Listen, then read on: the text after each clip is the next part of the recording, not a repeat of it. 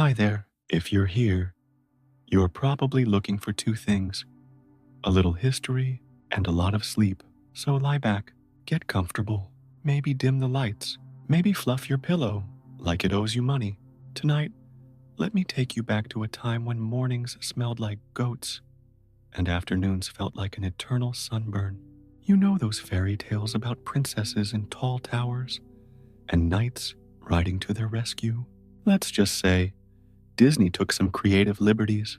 Tonight, we're diving into the much less glittery reality of being a woman in medieval times, a world where your greatest achievement might just be avoiding accusations of consorting with the devil because you knew which herbs could cure a stomachache. So settle in, pull up those blankets, let the gentle drone of historical mediocrity lull you into dreamland as we explore just how fortunate you are to be living in an era with indoor plumbing and antibiotics. Chapter 1: Medieval Europe, the land of gallant knights, damsels in distress, charming castles, and endless feasts. Well, actually, life back then was more like an endless camping trip, minus the marshmallows, plus the plague. Romance novels lied to us. Instead of charming princes, imagine dodging wandering goats and navigating muddy streets filled with questionable puddles. Hi, Jane. Optional at best. Reality was less damsel in distress and more woman desperately trying not to distress the local bishop. Let's start with those castles, shall we? In your mind, they're probably grand stone structures, with tapestries warming the walls and roaring fires in ornate fireplaces. The reality: early medieval castles were essentially wooden forts built on hills, later upgraded to stone-cold death traps, where the wind whistled through every crack like nature's own eerie soundtrack. And those beautiful spiral staircases, they were intentionally built clockwise so defenders could swing their swords freely while attackers struggled with limited range. Not exactly the romantic architectural choice your fairy tales led you to believe. The average castle boasted an internal temperature hovering somewhere between perpetually damp and why can't I feel my toes anymore. Sleeping arrangements involved beds that resembled wooden boxes filled with straw, shared with various uninvited guests of the 6- and 8-legged variety. Privacy was a concept as foreign as indoor plumbing. Even noble ladies often slept in the same room as their servants, because apparently solitude was considered suspicious behavior.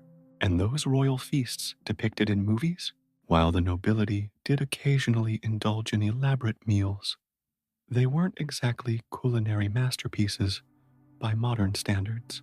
Spices were used less for flavor and more to mask the taste of meat that was, let's say, approaching a questionable stage of freshness.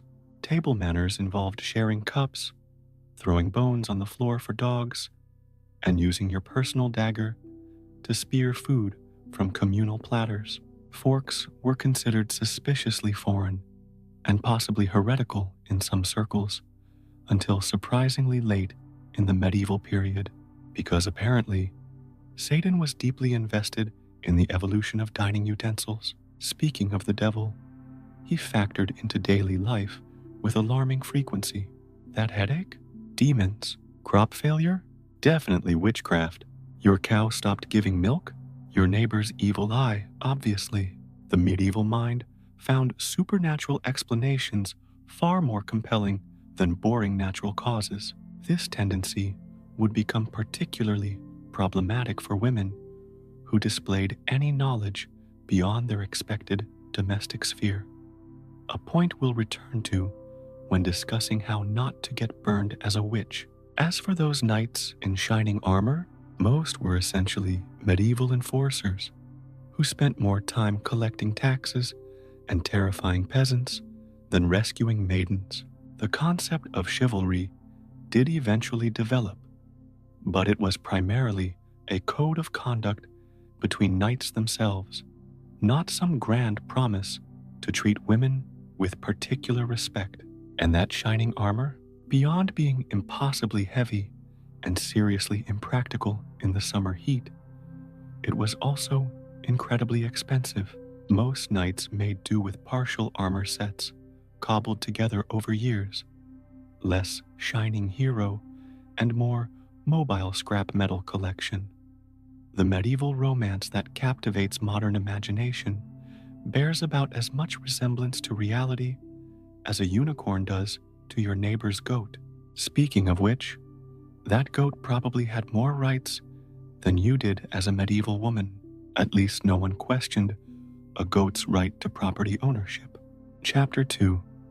You wake up on your bed, which feels suspiciously like straw, wrapped in itchy wool. Your neighbor's rooster is screaming as if it personally dislikes you. You rise, stepping carefully around the family goat, which has already claimed your bedroom floor. Breakfast is served.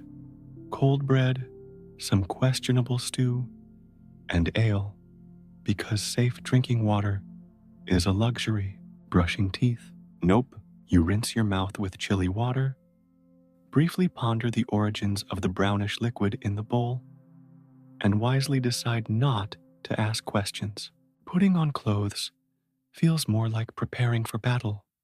Layers of rough linen, heavy wool, all conspiring to make you itchy before midday. Your dress weighs roughly the same as a small sheep, and it smells somewhat like one too. Your day involves weaving, washing clothes in ice-cold water, and cooking meals over smoky fires. The phrase work-life balance would be hilariously foreign. There's just work-work balance, balanced by more work. Your feet ache by afternoon, your fingers numb from constant labor, and you wonder if sheep secretly plot revenge during shearing season.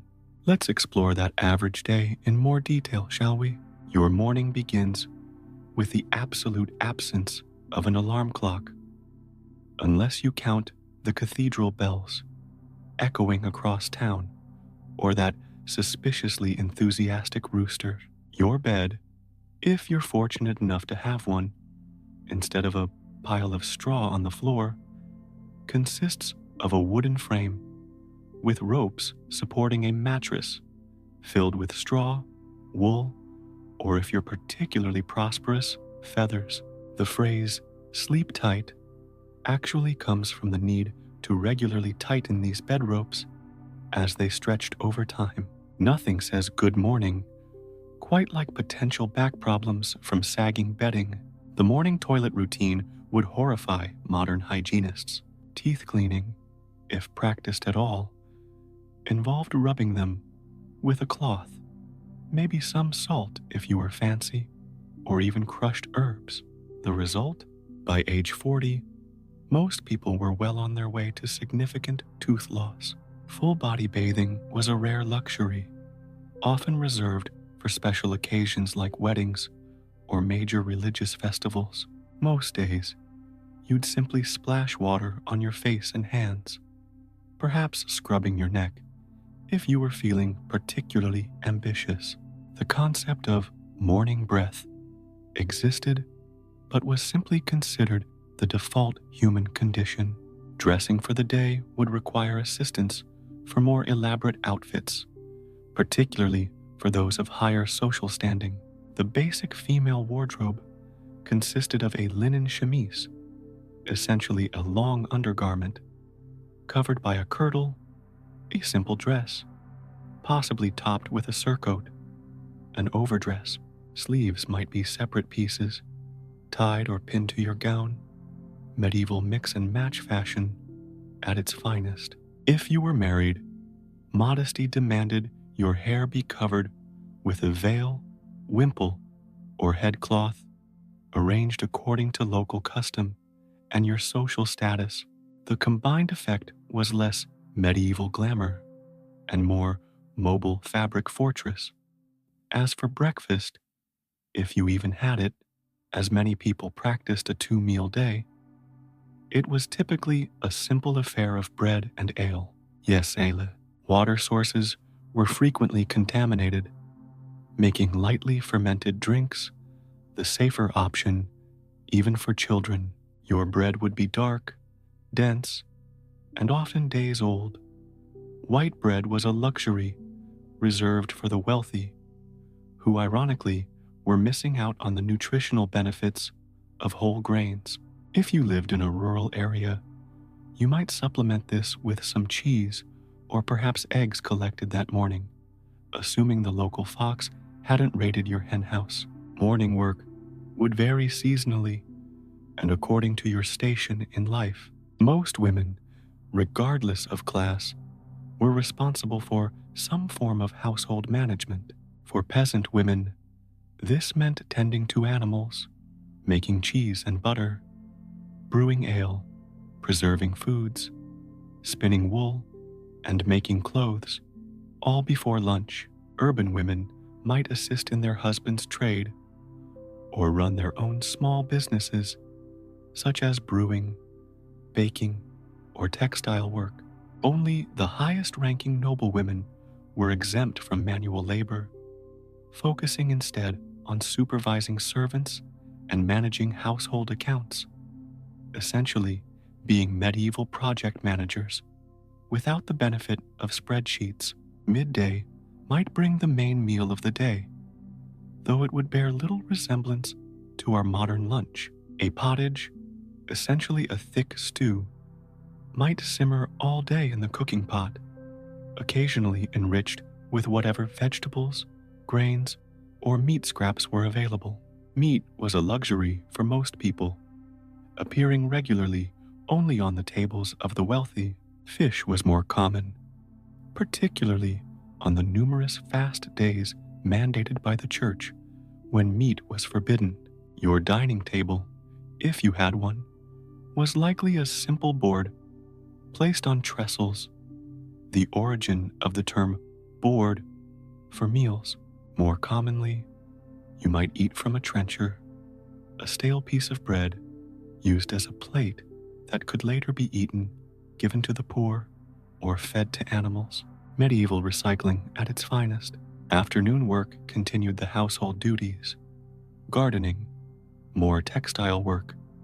Spinning was an almost constant occupation for women. Child rearing and food preparation for the evening meal.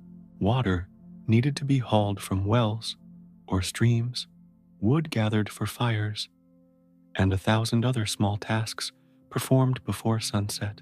Medieval women were essentially performing a daily triathlon of domestic labor without the benefit of participation medals or modern appliances. As daylight faded and without expensive candles or lamp oil to waste, activities wound down with the setting sun. Evening meals were typically lighter than midday fare. Perhaps bread, cheese, and leftovers from the midday pottage. Families might gather around the hearth, the primary source of both heat and light in most homes. This time might include storytelling, simple games, or handicrafts that could be done in low light. Prayer was woven throughout the day, with the faithful observing the canonical hours marked by church bells. Bedtime came early, generally soon after sunset, though this varied seasonally. Summer might see people active until later, while winter nights began in what we would consider late afternoon. Your final act before sleep might be a prayer for protection during the vulnerable night hours, when darkness was believed to embolden evil spirits and other dangers. Then you'd climb back into that rope-strung bed, perhaps sharing it with family members or servants, and drift off to sleep to the sounds of livestock, the night watchman's calls, or if you lived in town, the dubious lullaby of your neighbors' arguments through the paper-thin walls. And tomorrow, you'd do it all again, with slight variations, depending on whether it was a market day, a church feast day, or just another anonymous Tuesday in your medieval existence. The concept of weekends wouldn't exist for centuries. Your only regular breaks came with religious holidays, which, to be fair, were considerably more numerous than our modern vacation allowance, though they came with obligatory church attendance rather than beach trips. Chapter 3: Special Skills to Develop. If you're planning a long-term stay in medieval Europe, time machine accidents do happen. You'll need to develop a specific skill set to navigate daily life without raising eyebrows, or worse, accusations. First and foremost, cultivate strategic obliviousness. Notice your neighbor's cow producing twice the normal milk yield immediately after she was seen muttering by moonlight. Best not to mention it. Observe the Lord's tax collector counting coins that don't quite match the official tally. Suddenly, your eyesight is remarkably poor.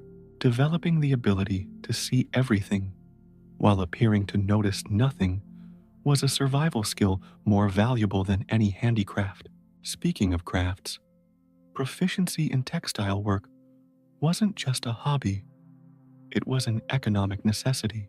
Spinning wasn't just for fairy tale princesses awaiting curses. It was the constant companion of virtually every woman across all social classes. The spindle was to medieval women what smartphones are to modern people, rarely out of hand, and the source of much productivity. Becoming adept at spinning, weaving, sewing, and embroidery could mean the difference between mere survival and relative comfort. Brewing ale was another essential domestic skill, often falling under women's domain. These brewsters, or alewives, produced the daily drink that kept medieval Europe relatively hydrated, if slightly tipsy. A reputation for brewing good ale could provide valuable income and social standing. However, the very tools of the brewster's trade, cauldrons, strange ingredients, bubbling mixtures, later became visual shorthand for witchcraft in popular imagination. Today's respected profession could become tomorrow's evidence against you. Herbal knowledge walked a particularly treacherous line. Knowing which plants could ease pain, reduce fever, or help with childbirth made you invaluable to your community. These same skills, however, could easily be reframed as suspicious by anyone with a grudge against you. The wise woman kept her botanical knowledge matter of fact and firmly attributed any successful remedies to God's grace rather than her own expertise. Perhaps most importantly, you needed finely tuned political skills that would impress a modern diplomat. Village life was a complex web of alliances, favors, and carefully maintained appearances. Knowing exactly how deferential to appear to the local priest, which neighbors needed buttering up with small gifts, and who held the real power in local disputes could make your medieval life considerably easier. Social intelligence wasn't just about popularity, it was another survival mechanism in a world where community opinion could literally determine your fate. Memory training was essential in a largely illiterate society. Without the ability to take notes or check reference books, you needed to remember complex seasonal schedules for planting and harvesting, precise measurements for recipes and remedies, family genealogies going back generations, and the intricate details of local customs. Your brain served as your personal Google, calendar, cookbook, and library combined. Finally, cultivating a reputation for being slightly boring but impeccably pious might be your best defense against suspicion. Exciting women raised questions. Quietly competent women who never missed Mass were considerably safer. Save your scintillating personality for private family moments and present a carefully crafted persona of humble Christian virtue to the wider world. Master these skills, and you might just navigate medieval life without attracting the wrong kind of attention. Fail to develop this medieval emotional intelligence, and you might find yourself facing accusations more dangerous than simple unpopularity. Chapter 4: The Darker Side of Civilization. Medieval times were not for the faint of heart or weak of immune system. Diseases had creative names like St. Anthony's Fire and Black Death, sounding more like heavy metal bands than illnesses. Doctors, mostly just men in funny hats, recommending prayers and leeches. Social inequality was as common as fleas. If you weren't nobility, your life expectancy and quality of life both plummeted dramatically. Wars happened almost as frequently as harvest festivals, but with fewer pies and more running away. Religion dictated everything, turning minor mishaps into major spiritual crises. Accuse your neighbor's annoying goat of being possessed? Completely reasonable. Entertainments ranged from bear baiting to theatrical morality plays that made you wish for more bear baiting. Dark humor was often the only coping mechanism you had against daily absurdity. Let's delve deeper into the Byzantine world of medieval healthcare, shall we? Medicine operated on the Galenic theory of the four humors: blood, phlegm, black bile, and yellow bile, which needed to remain in perfect balance. Feeling unwell? Clearly, your humors were imbalanced. The solution typically involved removing bodily fluids through bloodletting, induced vomiting, or aggressive laxatives. Imagine your doctor's treatment plan consisting primarily of making you dramatically worse before you, hopefully, got better. Surgery, when necessary, was performed without anesthesia, beyond alcohol or opium derivatives, if you were lucky. Barbers doubled as surgeons, which explains their iconic red and white poles, representing blood and bandages. Common surgical procedures included trepanation, drilling holes in the skull to release evil spirits, amputations, usually resulting from injuries becoming gangrenous, and bladder stone removal, which was exactly as pleasant as it sounds. Survival often depended more on your inherent hardiness than medical intervention. Childbirth deserves special mention as perhaps the most dangerous regular event in a medieval woman's life. Midwives provided the primary care, using a combination of practical experience and traditional remedies. Complications that would be routine in modern hospitals were frequently fatal. Women commonly wrote their wills before giving birth, viewing the process as a potentially mortal undertaking. The Church encouraged women to confess their sins before labor, just in case they needed to meet their Maker with a clean spiritual slate. Nothing says good luck with delivery quite like better get right with God, just in case. Dental care consisted primarily of extraction. When the pain became unbearable, the tools resembled torture implements more than medical instruments, and anesthesia was typically limited to alcohol or simple distraction techniques, like sudden, sharp pain elsewhere, to briefly take your mind off the tooth extraction. No wonder the image of the village tooth drawer was often associated with public entertainment. Watching someone else endure dental procedures was medieval reality television. Plague deserves its grim spotlight in any discussion of medieval health hazards. The Black Death, arriving in Europe in 1347, killed an estimated 1/3 to 1/2 of the population. Medical responses included wearing beaked masks filled with herbs, plague doctors, bloodletting, of course, and various ineffective herbal concoctions. More practical measures like quarantine eventually emerged, but not before devastating population losses. the experience of living through a plague year, watching neighbors, friends, and family succumb to grotesque symptoms while being powerless to help, created a particular kind of societal trauma that expressed itself in everything from religious art to macabre dancing manias. The medieval worldview transformed even natural disasters into moral narratives. Floods, droughts, and crop failures weren't just bad luck. They were divine punishment requiring spiritual remedy. This perspective had practical consequences. When facing crises, communities might invest precious resources in religious processions or church donations, rather than infrastructure improvements that could prevent future disasters.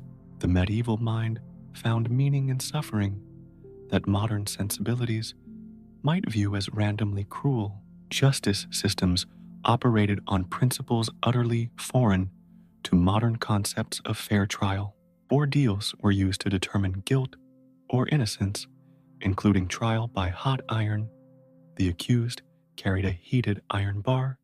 If the wound healed cleanly, they were innocent. Or trial by water. The accused was bound and thrown into water. Floating indicated guilt, as the water was rejecting the criminal. These methods reflected a belief that God would intervene to protect the innocent, a theological position that arguably put rather a lot of pressure on divine scheduling. Executions were public spectacles, combining entertainment with moral education. Methods varied in creativity and cruelty, depending on the crime and local custom, from relatively merciful hanging to elaborate tortures designed to prolong suffering.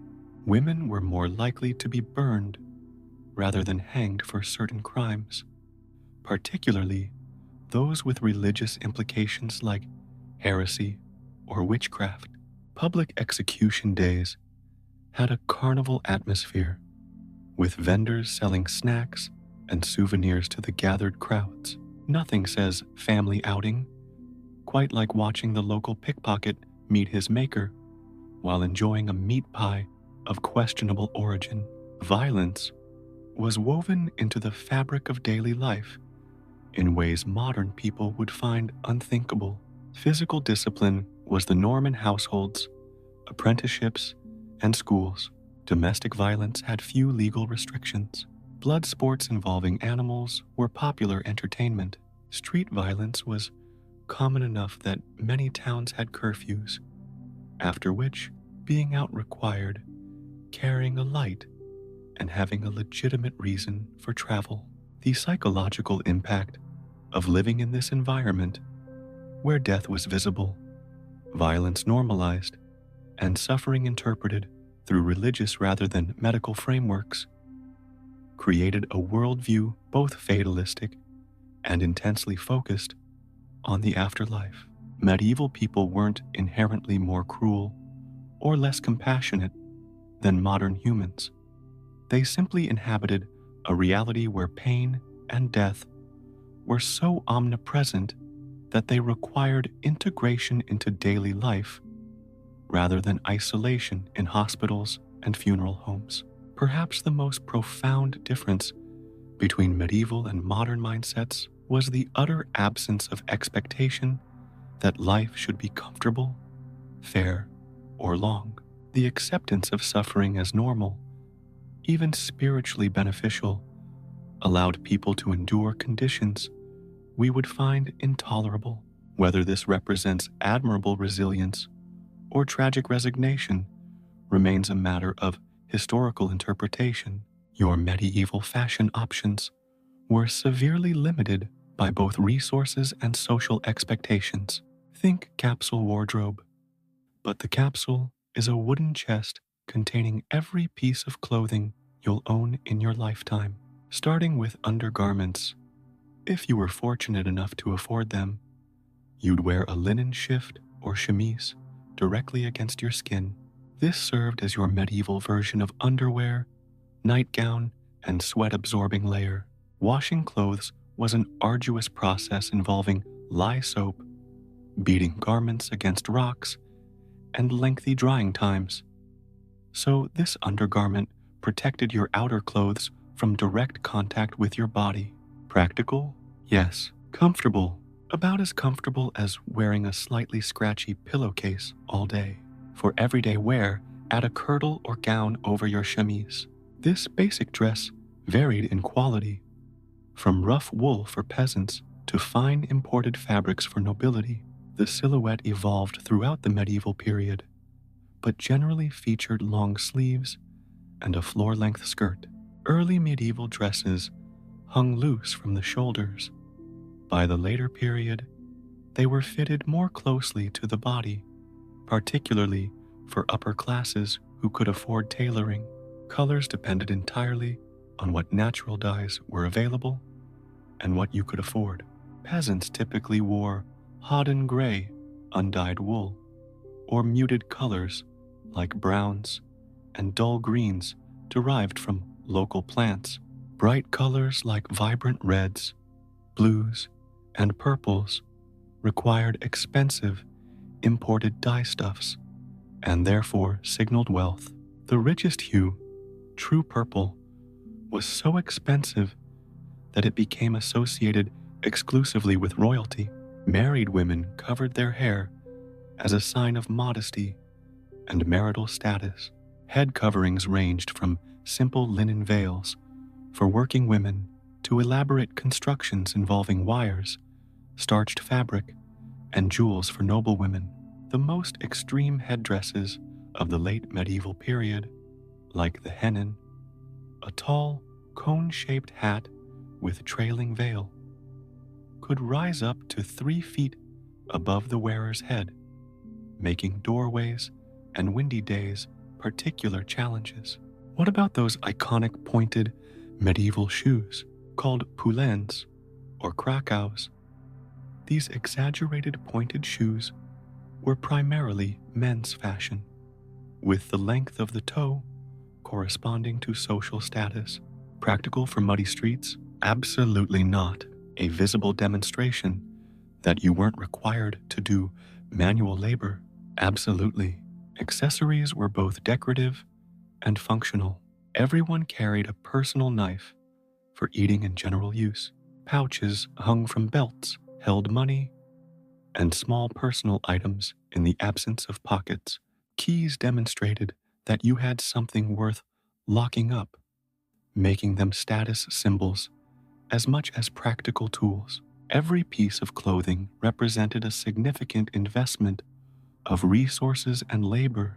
Cloth production began with growing flax or raising sheep, continued through the time-consuming processes of preparing fibers, spinning threads, weaving fabric, and finally constructing garments, all done by hand. A single wool garment represented hundreds of hours of human labor, explaining why clothing was often listed specifically in wills and passed down through generations. Fashion rules were strictly enforced through sumptuary laws, which prohibited people from dressing above their station. These regulations specified which fabrics, colors, and decorations could be worn by different social classes.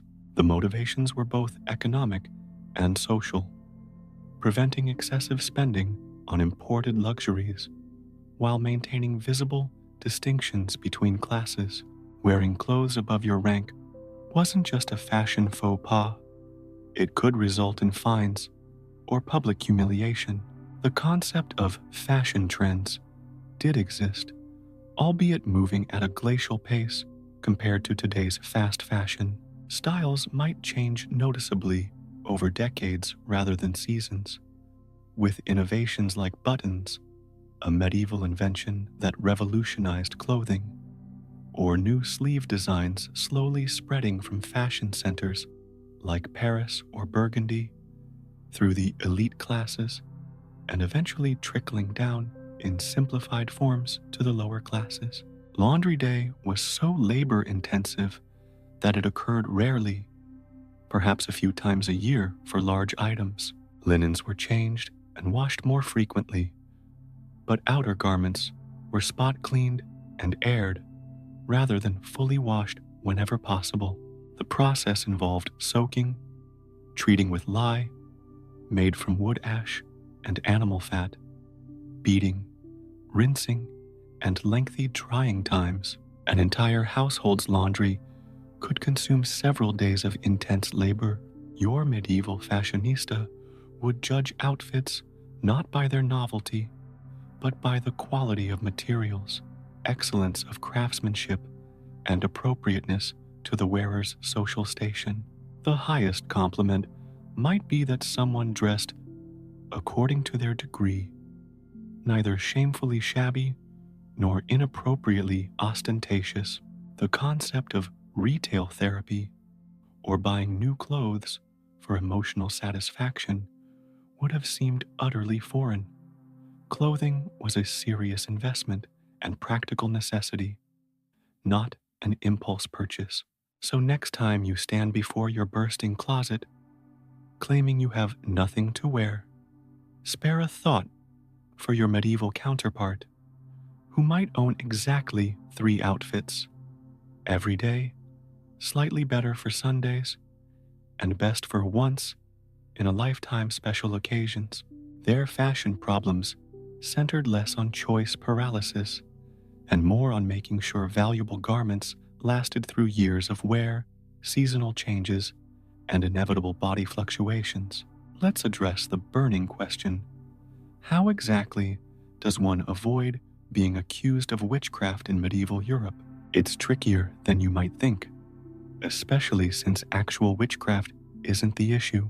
The real danger comes from perception, gossip, and the complex dynamics of local power.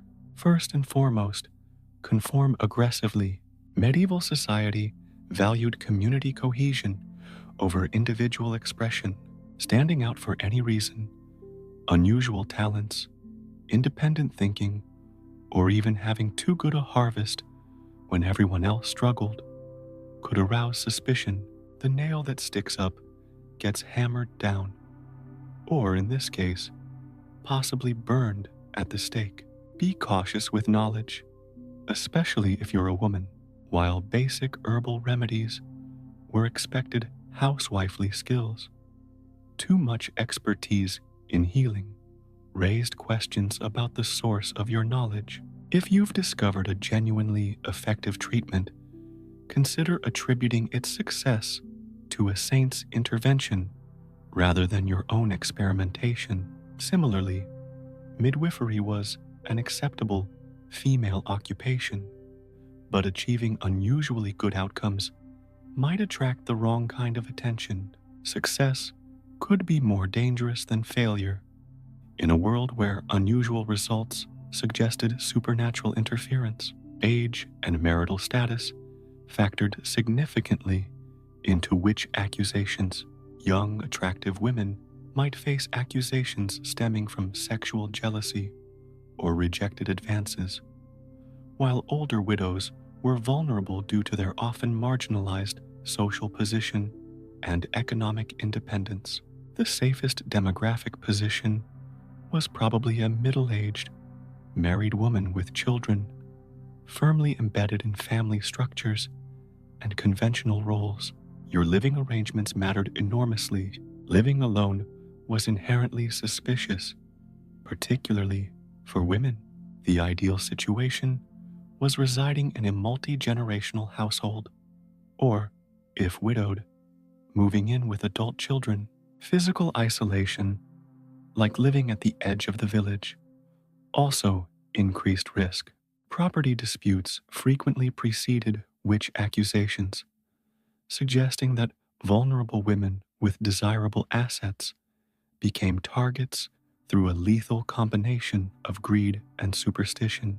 Emotional regulation was crucial to survival. Expressing anger, particularly against those with more power, could be dangerous. When wronged by neighbors or authorities, medieval women learned to suppress visible resentment while working through indirect channels. for redress. Unfortunately, this suppression created a no-win situation. Women who appeared unnaturally calm under provocation seemed suspiciously controlled, while those who showed appropriate anger risked being labeled malicious and vengeful. Even pet choices carried risk. The stereotypical witch's familiar, a black cat, became associated with witchcraft through its connection to household pest control. Women living alone often kept cats to manage mice and rats. This practical arrangement was later mythologized into the witch-familiar relationship. Small animals like birds or unusual pets could raise eyebrows in a world where animals were primarily kept for practical purposes. Your reputation needed careful management. Being known for quarreling, cursing when angry, or expressing unorthodox opinions created vulnerability. Conversely, conspicuous piety offered some protection. Regular church attendance, participation in religious processions, modest dress, and visible devotional practices like crossing yourself when passing the church all contributed to a protective aura of conventional faith. Economic factors played a significant role in witch accusations.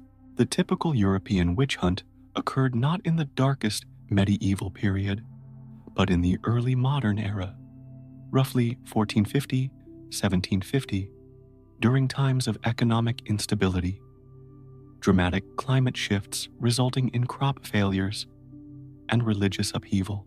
These societal stresses created environments where scapegoating flourished.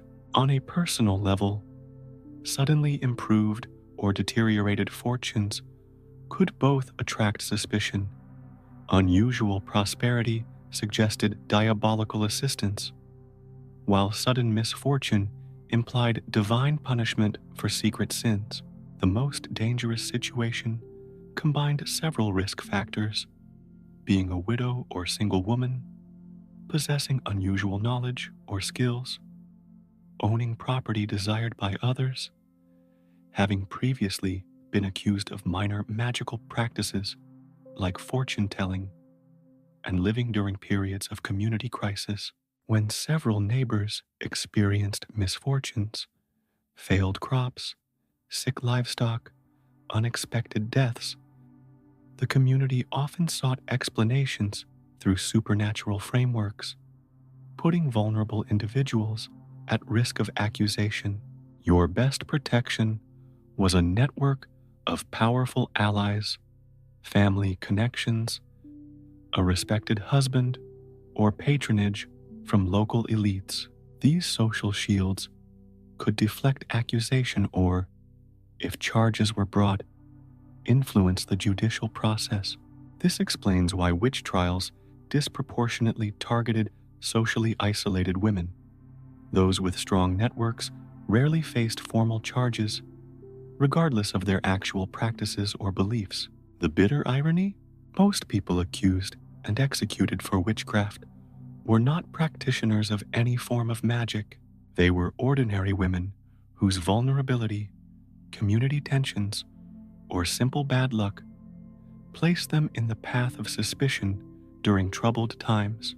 The most dangerous magic was the dark alchemy of human fear, transforming social anxiety into lethal accusations. So sleep tight, knowing that avoiding a witchcraft accusation was less about what potions you brewed, and more about how skillfully you navigated the treacherous social waters of medieval life. Sometimes, the most practical magic was simply being forgettable enough to avoid unwanted attention. Marriage in medieval Europe was less about romance and more about property transfer, alliance building, and ensuring legitimate heirs.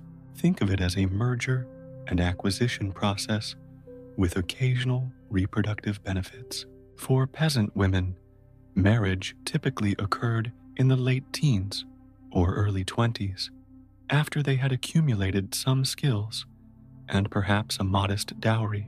The consent of both parties was technically required by church law, though economic necessities and parental pressure often made consent somewhat theoretical. The selection pool was geographically limited, usually restricted to your village and perhaps neighboring communities. Compatibility was judged on practical grounds.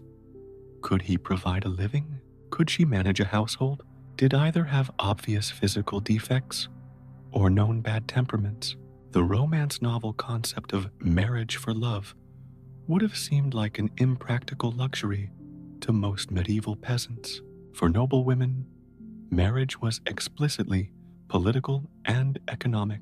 Girls could be betrothed as young as 7, though consummation was supposed to wait until 12, and had dramatically less say in their marital fate than their peasant counterparts. Strategic alliances between families might see teenage girls married to men decades their senior.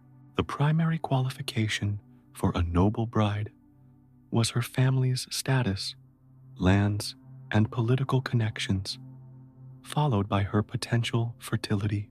Personal compatibility ranked very low on the checklist, if it appeared at all. The wedding itself was less elaborate than modern extravaganzas. For most of the medieval period, a valid marriage required only the consent of both parties, expressed in the present tense. I do take you, ideally with witnesses.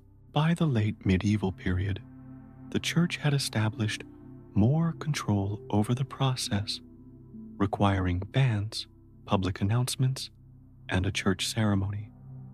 But marriages conducted without these formalities were still considered valid, if difficult to prove. After marriage came the expectation of children, as many as possible, as quickly as possible, with a strong preference for sons. Unlike modern couples who might plan their family size and spacing, medieval couples typically had limited options beyond periodic abstinence. Various herbal contraceptives existed, with varying effectiveness and side effects, but their use was discouraged by religious authorities who viewed procreation as the primary purpose of marriage. Childbirth was extraordinarily dangerous. Without modern obstetrics, complications that would be routine today were often fatal. Midwives provided the primary care during delivery, with their skills passed down through practical apprenticeship rather than formal training. Their toolkit included herbal preparations, manual manipulation of the baby's position, and extensive experiential knowledge. Male physicians rarely attended births, except in cases of extreme complications, and their interventions were often more harmful than helpful. Infant mortality was heartbreakingly common, with estimates suggesting that 30% of children died before their first birthday, and nearly 50% didn't reach adulthood. This reality created a different emotional relationship with reproduction and child rearing. Parents typically invested intense emotional energy only after a child had survived the most dangerous early years, a practice that modern observers might misinterpret as detachment, but which served as a psychological defense mechanism in an era of frequent loss. Child spacing occurred naturally through extended breastfeeding, which provided some contraceptive effect, though not reliably enough to be considered true family planning. Wealthier women who employed wet nurses lost this biological spacing mechanism, potentially facing annual pregnancies, a physically devastating prospect that contributed to high maternal mortality rates among the nobility, despite their otherwise superior living conditions. Against these sobering realities, what did medieval marriages actually look like day to day? Historical records suggest considerable variation. much as today. Legal documents clearly establish the husband's authority over his wife and children. But private letters and court cases reveal that theory and practice often diverged. Many couples developed practical partnerships based on complementary labor, mutual respect, and genuine affection. Others endured in miserable arrangements with few options for escape. Divorce, as we understand it, didn't exist, but marriages could be annulled under specific circumstances, such as close blood relationship or proof that a spouse had previously taken religious vows. Separation was possible in cases of extreme cruelty or adultery, but remarriage was prohibited while both original spouses lived. The practical result was that most unhappy marriages simply continued, with couples developing various coping mechanisms from separate living arrangements to tacit agreements about extramarital relationships. Widowhood often represented the period of greatest independence for medieval women, who might inherit property and businesses from their husbands. Many widows chose not to remarry, preferring their newfound autonomy despite potential economic hardships. Others remarried quickly for financial security or social protection. Either choice carried significant implications for their economic and social standing within the community. The emotional landscape of medieval marriage reflected this practical reality. While romantic love existed, medieval literature is full of passionate romances. It was considered a pleasant bonus rather than a prerequisite for marriage. Couples expected to develop affection through shared experiences, common goals, and mutual respect, rather than beginning with the intense emotional connection modern couples consider essential. This approach produced relationships that might seem businesslike by contemporary standards, but were often deeply stable and satisfying within their cultural context. Children were simultaneously economic assets and emotional investments. From around age 7, children began contributing meaningfully to household labor, their roles gradually expanding until they were fully productive members of the family economy. Education was primarily practical, focused on developing skills necessary for their expected adult roles. For peasant children, this meant agricultural and household management. For urban children, trade skills, and for the nobility, the complex social, political, and military arts necessary for their class obligations. The medieval family wasn't limited to the nuclear model modern Westerners consider standard. Households frequently included extended family members, servants, apprentices, and even lodgers. These larger household units provided economic advantages through shared resources and labor specialization, though they also created complex dynamics of authority and potential for conflict. The boundaries between family and community were more permeable than today, with neighbors taking active roles in monitoring marital conduct and child-rearing practices. So next time you're annoyed by your partner's harmless quirks or lamenting the challenges of modern dating, remember your medieval counterpart, likely married to someone chosen primarily for their cow-herding skills or family connections, expected to produce 8 to 10 children with no epidural, and navigating a complex household that might include judgy in-laws and various unrelated occupants. Suddenly, your dating app frustrations might seem slightly less tragic. If you're a woman with career aspirations in medieval Europe, it's time to seriously lower your expectations. The medieval LinkedIn would have featured approximately 3 job categories for women, with marriage considered the most prestigious option. Formal education for women was generally restricted to the upper classes and religious orders.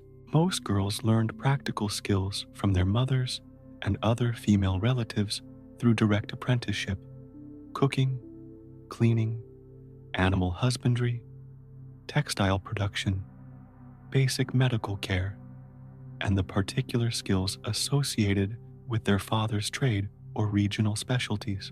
Literacy was uncommon, but not unheard of, among townswomen and nobility, while peasant women rarely had any need or opportunity to learn reading and writing. For aristocratic girls, education focused on household management, religious instruction, music, embroidery, and perhaps limited literacy, just enough to manage household accounts and write simple letters. They might learn from their mothers, female relatives, or occasionally tutors. Some were sent to convents for education, learning alongside future nuns without necessarily taking vows themselves. The goal was to produce a young woman capable of running a large household and presenting herself appropriately in noble society, not to develop her intellectual potential for its own sake. The most extensive education available to medieval women came through religious life. Nunneries provided instruction in reading, writing, religious texts, music, and sometimes more advanced subjects like Latin, history, and herbal medicine. Some exceptional nuns became scholars, writers, and even mystics, whose visions gave them authority typically denied to women. Hildegard of Bingen, for example, produced works on medicine, music, and theology that remain significant today. The convent option allowed intellectually inclined women to pursue learning and creative expression, though always within a religious framework and subject to male ecclesiastical authority.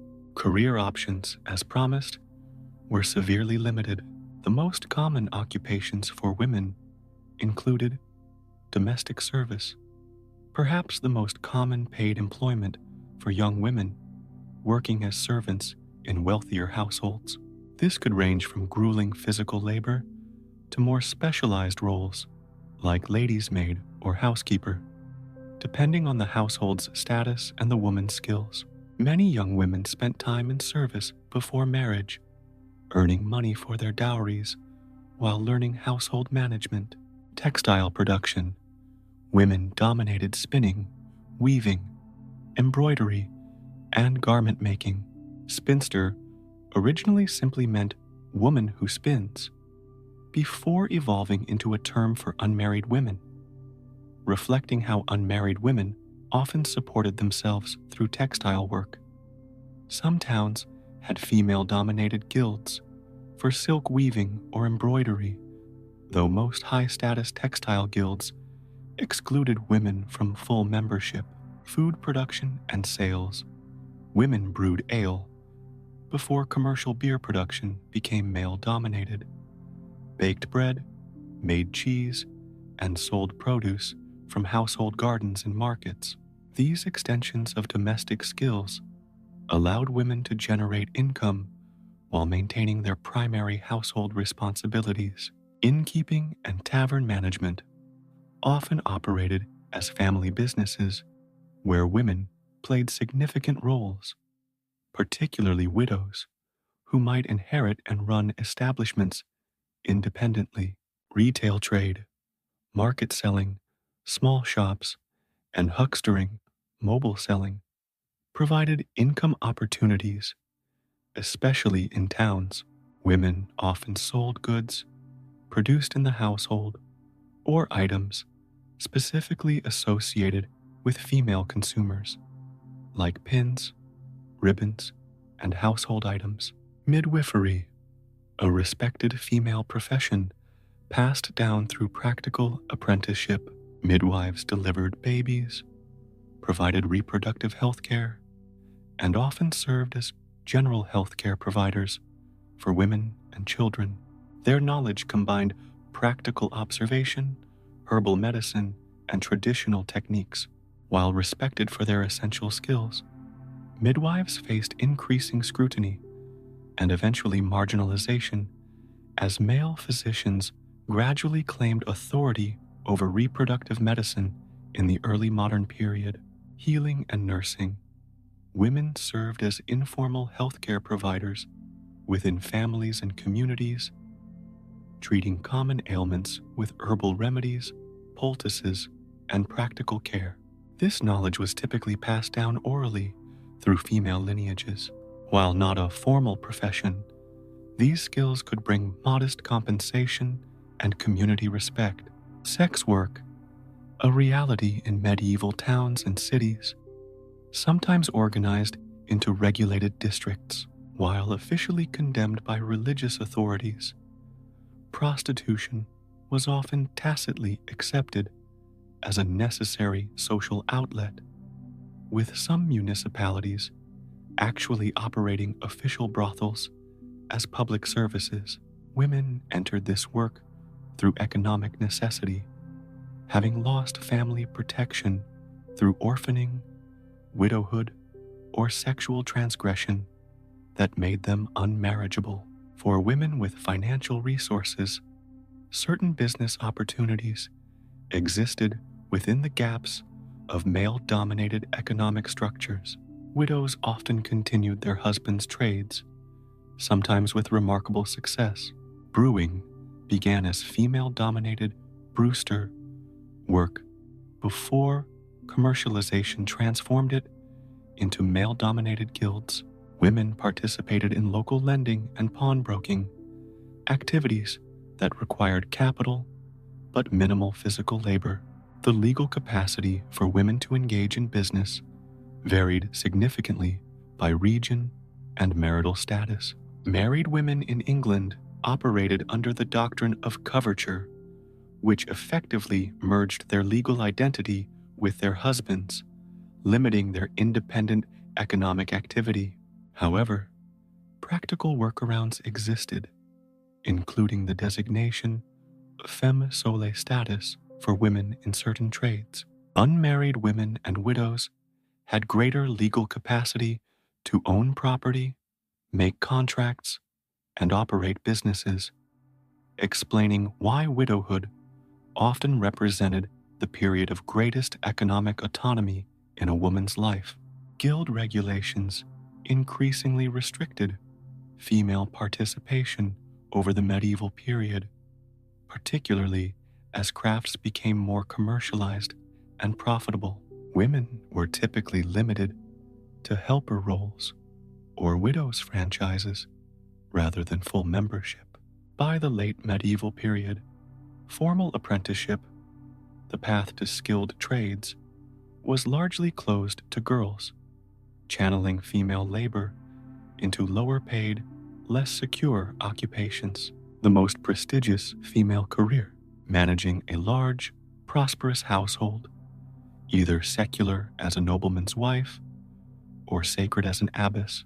Both roles required administrative skills, economic management, and personnel supervision comparable to modern executive positions. A high-status medieval housewife oversaw domestic production, preservation, and processing of foods, management of textiles from raw materials to finished garments, healthcare for family members and servants, education of children, hospitality for guests, and religious observances, all while maintaining appropriate social connections and family alliances. So, when imagining your medieval career options, forget astronaut or software engineer or even elementary school teacher. Your LinkedIn profile would more likely read specialist in converting raw flax to linen through multi-stage processing techniques, or experienced household manager with proven track record in infant survival and grain storage optimization. Not exactly the stuff of modern career counseling brochures. Medieval beauty standards would seem bizarrely specific to modern sensibilities. The ideal woman possessed skin so pale it bordered on translucent, with a high forehead achieved through plucking the hairline, slightly plucked eyebrows, small pink lips, and rosy cheeks. Her figure featured narrow shoulders, a small rounded belly.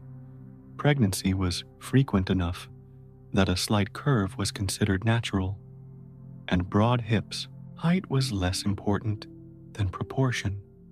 A woman should ideally be about one head shorter than her husband, regardless of actual measurements. Hair represented a particularly complex aspect of female beauty. Long, preferably blonde hair symbolized femininity, youth, and virtue. But paradoxically, respectable married women kept their hair completely covered in public. This created a situation where a woman's most prized physical feature remained largely hidden except to her husband and immediate family, making the rare moments of public hair display, like bridal processions with loose hair, particularly significant.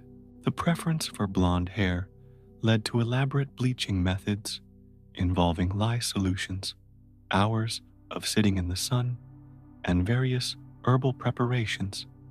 16th century beauty manuals suggest mixtures containing everything from celandine to pigeon droppings for achieving the perfect golden hue.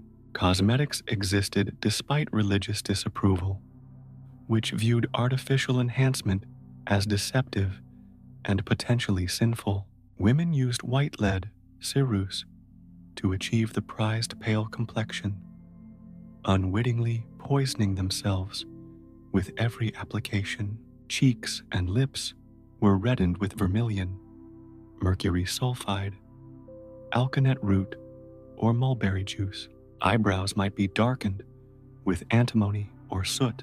These cosmetics, particularly the lead-based preparations, caused skin damage and systemic poisoning, creating a cruel cycle where women applied increasingly heavy cosmetics to cover the damage caused by previous applications. Skincare focused on preserving that all-important pale complexion.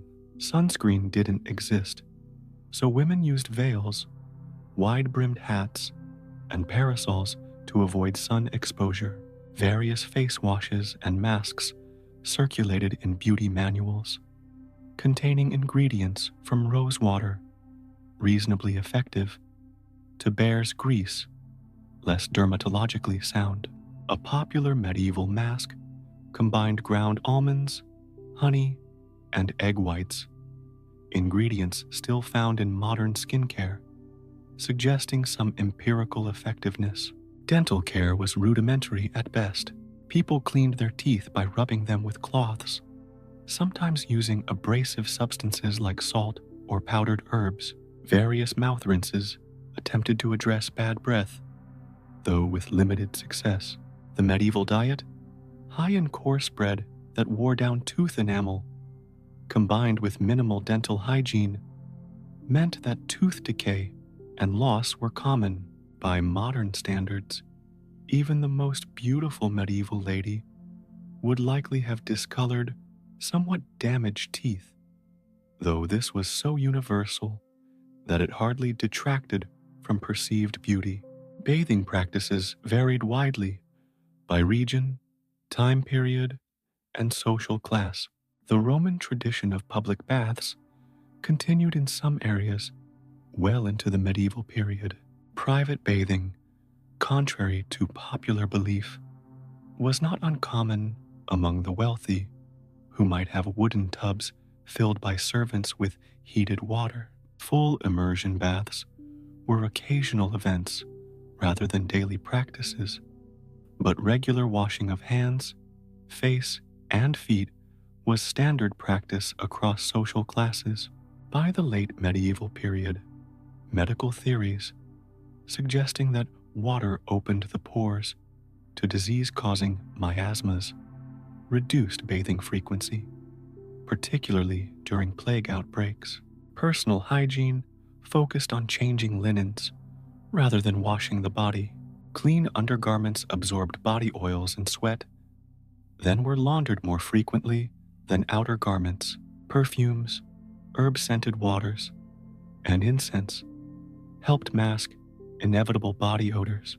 Wealthy individuals carried pomanders, perforated containers filled with aromatic substances, to hold near their noses when encountering particularly pungent environments or people. Deodorant, as we know it, didn't exist, but various herbal preparations attempted to address body odor. Alum stone, still used in natural deodorants today, might be rubbed on the skin after washing.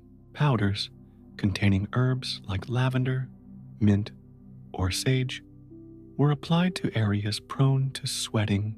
Perfumed oils served both cosmetic and hygienic purposes, helping to mask odors while softening the skin. Hair washing occurred relatively infrequently, perhaps monthly at most. Between washes, hair was kept covered, for women, or regularly combed to distribute natural oils and remove debris. Various herbal rinses claimed to address specific hair concerns: rosemary for dark hair, chamomile for light hair, nettle for dandruff.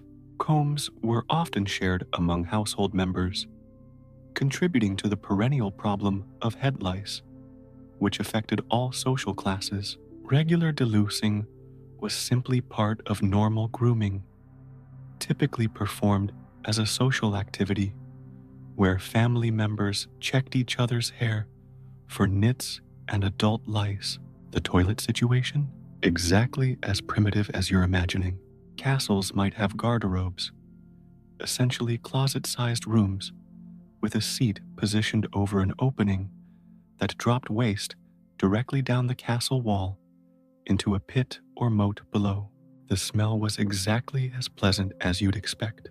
Towns had public latrines built over rivers or streams, using flowing water to carry waste away, directly downstream toward the next town, in an early example of not my problem anymore environmental policy.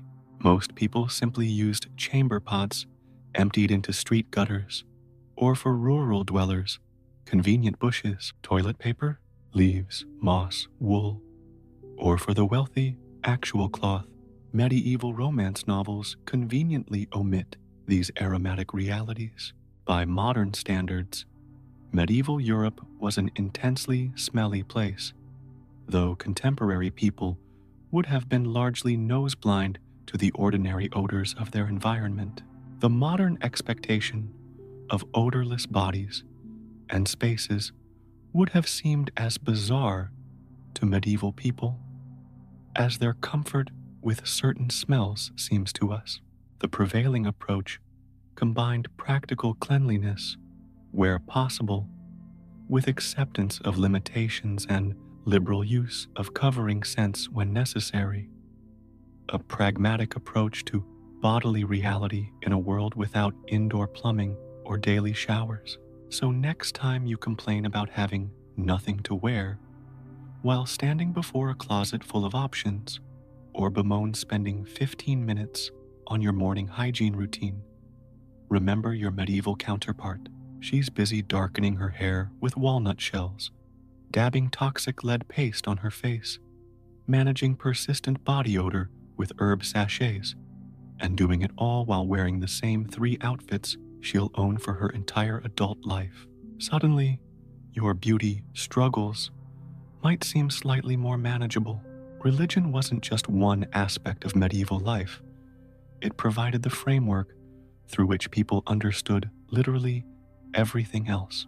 The medieval European worldview was fundamentally Christian, with the church calendar structuring the year, religious imagery dominating visual culture, and Christian doctrine influencing everything from political decisions to bedroom behaviors. Daily life pulsed to the rhythm of church bells, marking the canonical hours. specific times for prayer throughout the day. Even if you weren't particularly devout, these bells regulated your schedule, signaling when markets opened, when work should begin and end, and when certain activities were permitted or prohibited.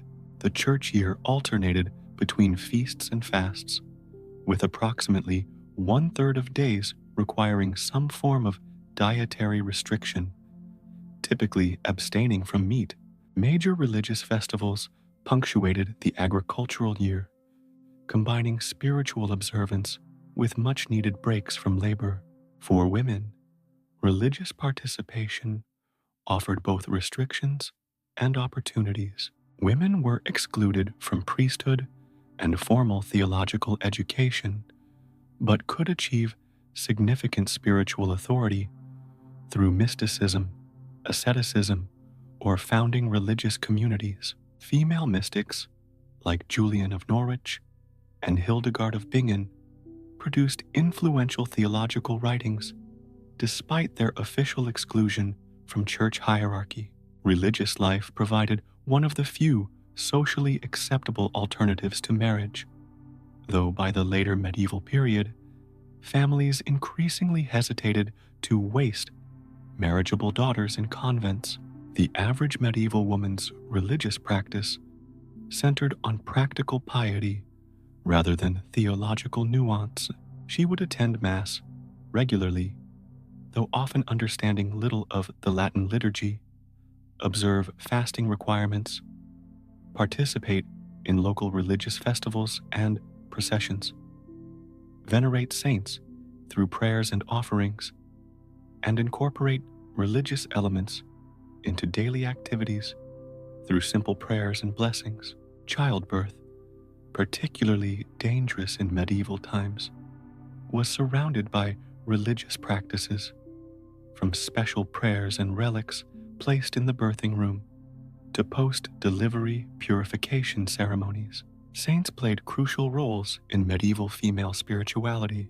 As intercessors between humans and God, saints were approached with specific requests, matching their particular areas of expertise. Saint Margaret, herself said to have been swallowed and regurgitated by a dragon, became the patron saint of childbirth. Saint Agatha, who suffered the removal of her breasts during martyrdom, was invoked for breast ailments. This practical approach to saintly intervention created a spiritual ecosystem where women maintained relationships with particular saints, almost like extended family members who could be appealed to in times of need. The Virgin Mary represented the ultimate female religious model, simultaneously virgin and mother, obedient yet powerful. This paradoxical ideal created impossible standards for actual women who could never combine virginal purity with maternal fulfillment in the literal way Mary did. Nevertheless, Marian devotion offered medieval women a powerful female figure within an otherwise male-dominated religious hierarchy. The emphasis on Mary's role as intercessor also provided comfort to women seeking divine help with earthly struggles. Magic and religion coexisted in complex ways, despite official church disapproval of magical practices. The boundaries between acceptable religious devotion, praying to saints for intervention, and condemned magical practice, using charms or spells for similar purposes, were often blurry. Many practices combined elements of both, like protective amulets containing written prayers or the blessing of herbs gathered on specific saints' days. Women typically practiced these types of household magic to protect family members, ensure fertility, ease childbirth, or cure common ailments, precisely the areas where they held primary responsibility. The distinction between miracle and magic often depended more on who performed the action than on the action itself. When a male priest used blessed objects to heal the sick, it was a miracle. When a female healer used herbs and incantations for the same purpose, it risked being labeled witchcraft. This gendered double standard became increasingly dangerous as the medieval period progressed into the early modern witch hunting era. By modern standards, medieval religiosity might seem superstitious and dominated by fear, particularly fear of hell, which was depicted in graphic detail in church art and sermons. However, this perspective misses the genuine comfort and community that religious practice provided in a world filled with unpredictable hardships. Church festivals offered rare opportunities for recreation and celebration. Saints provided a sense of protection and advocacy. Religious communities cared for orphans, the sick, and the elderly when no social safety net existed. For many women, the church represented their primary connection to the world beyond their immediate household. Medieval spirituality wasn't simply imposed from above. It was actively shaped by ordinary believers who incorporated official teachings into practical living. Women played crucial roles in transmitting religious knowledge within families, teaching children prayers and Bible stories, and maintaining household religious observances. This domestic religious authority provided a counterbalance to their exclusion from formal church leadership.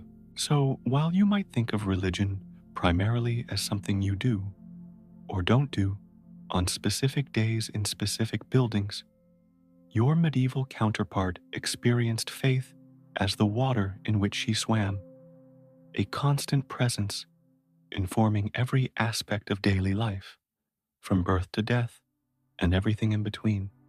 Whether this all-encompassing religious framework provided comfort or constraint likely depended on individual circumstances, but its presence was as inescapable as the church bells ringing out across the medieval landscape.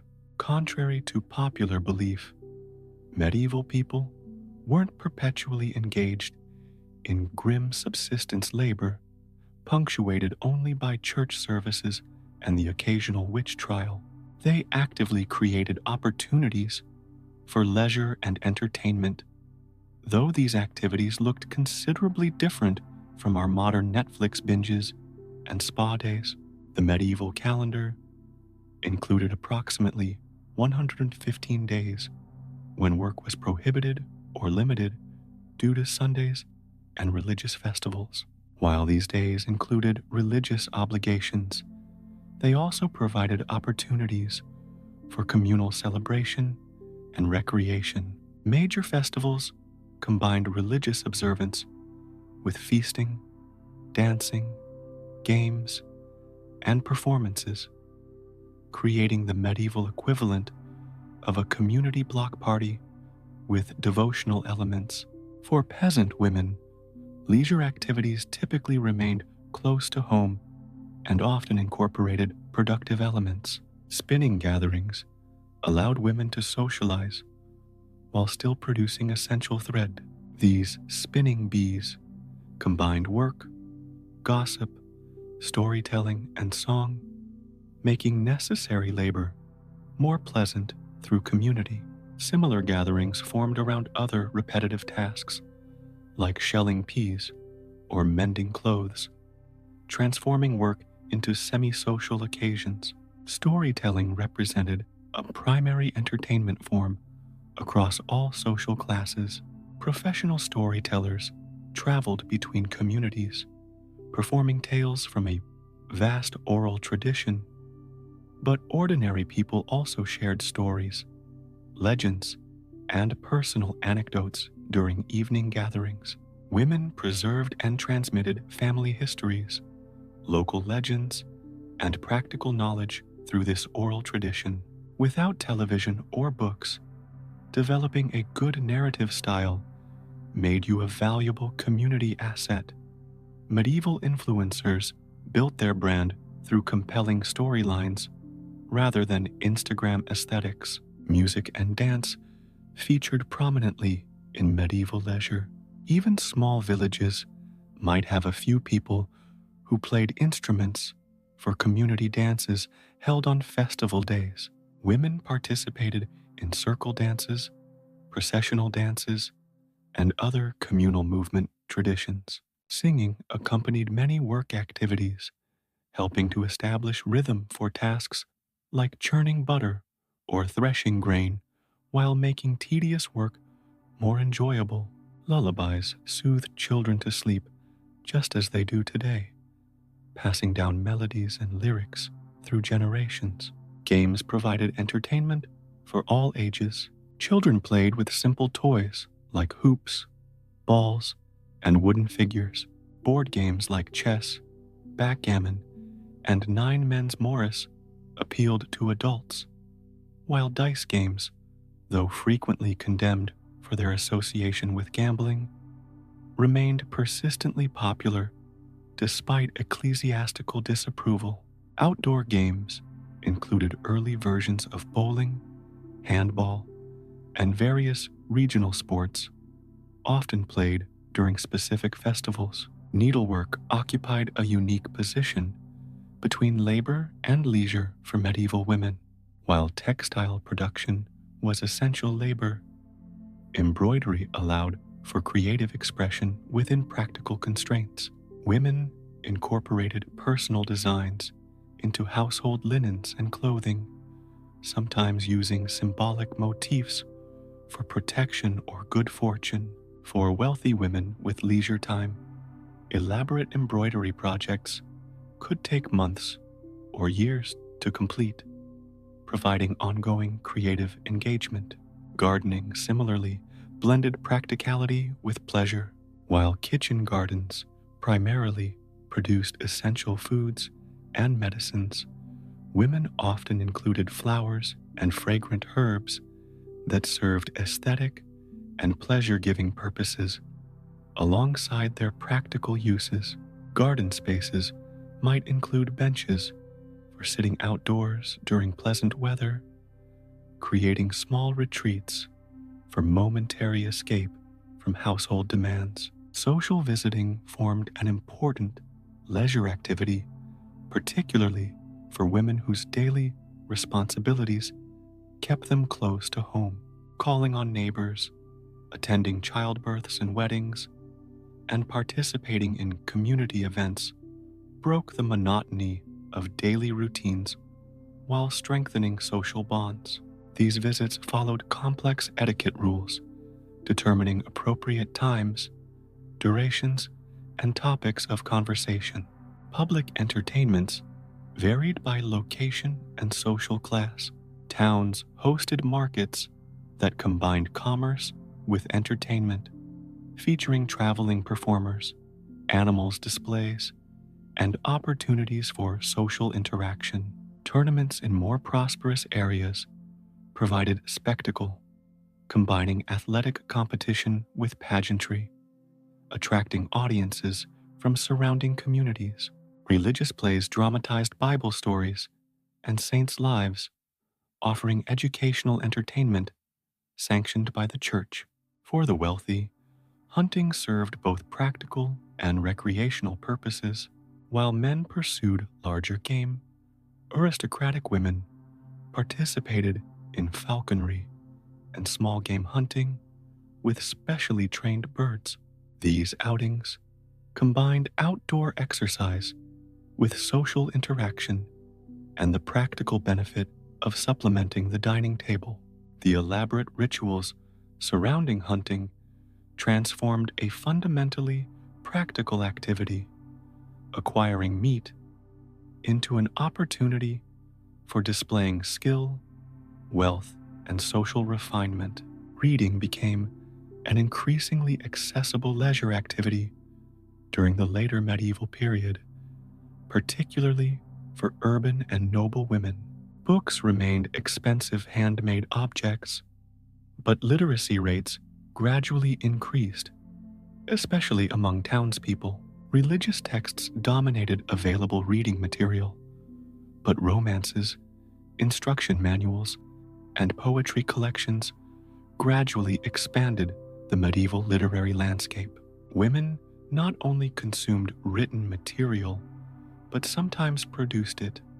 Nuns composed religious works, and by the late medieval period, a few exceptional women wrote secular texts. Bathing, when available, combined hygiene with pleasure. While not the daily activity modern people consider essential, occasional immersion baths represented genuinely enjoyable experiences. Wealthy households might add herbs, flowers, or imported spices to bath water for fragrance and presumed health benefits. Public bathhouses in towns offered hygienic facilities with social dimensions, though their reputation for facilitating illicit activities led to periodic crackdowns, particularly during plague outbreaks, when theories about opening pores made bathing seem medically risky. Even religious pilgrimages combined devotional purposes with travel opportunities that broadened perspectives and provided novel experiences.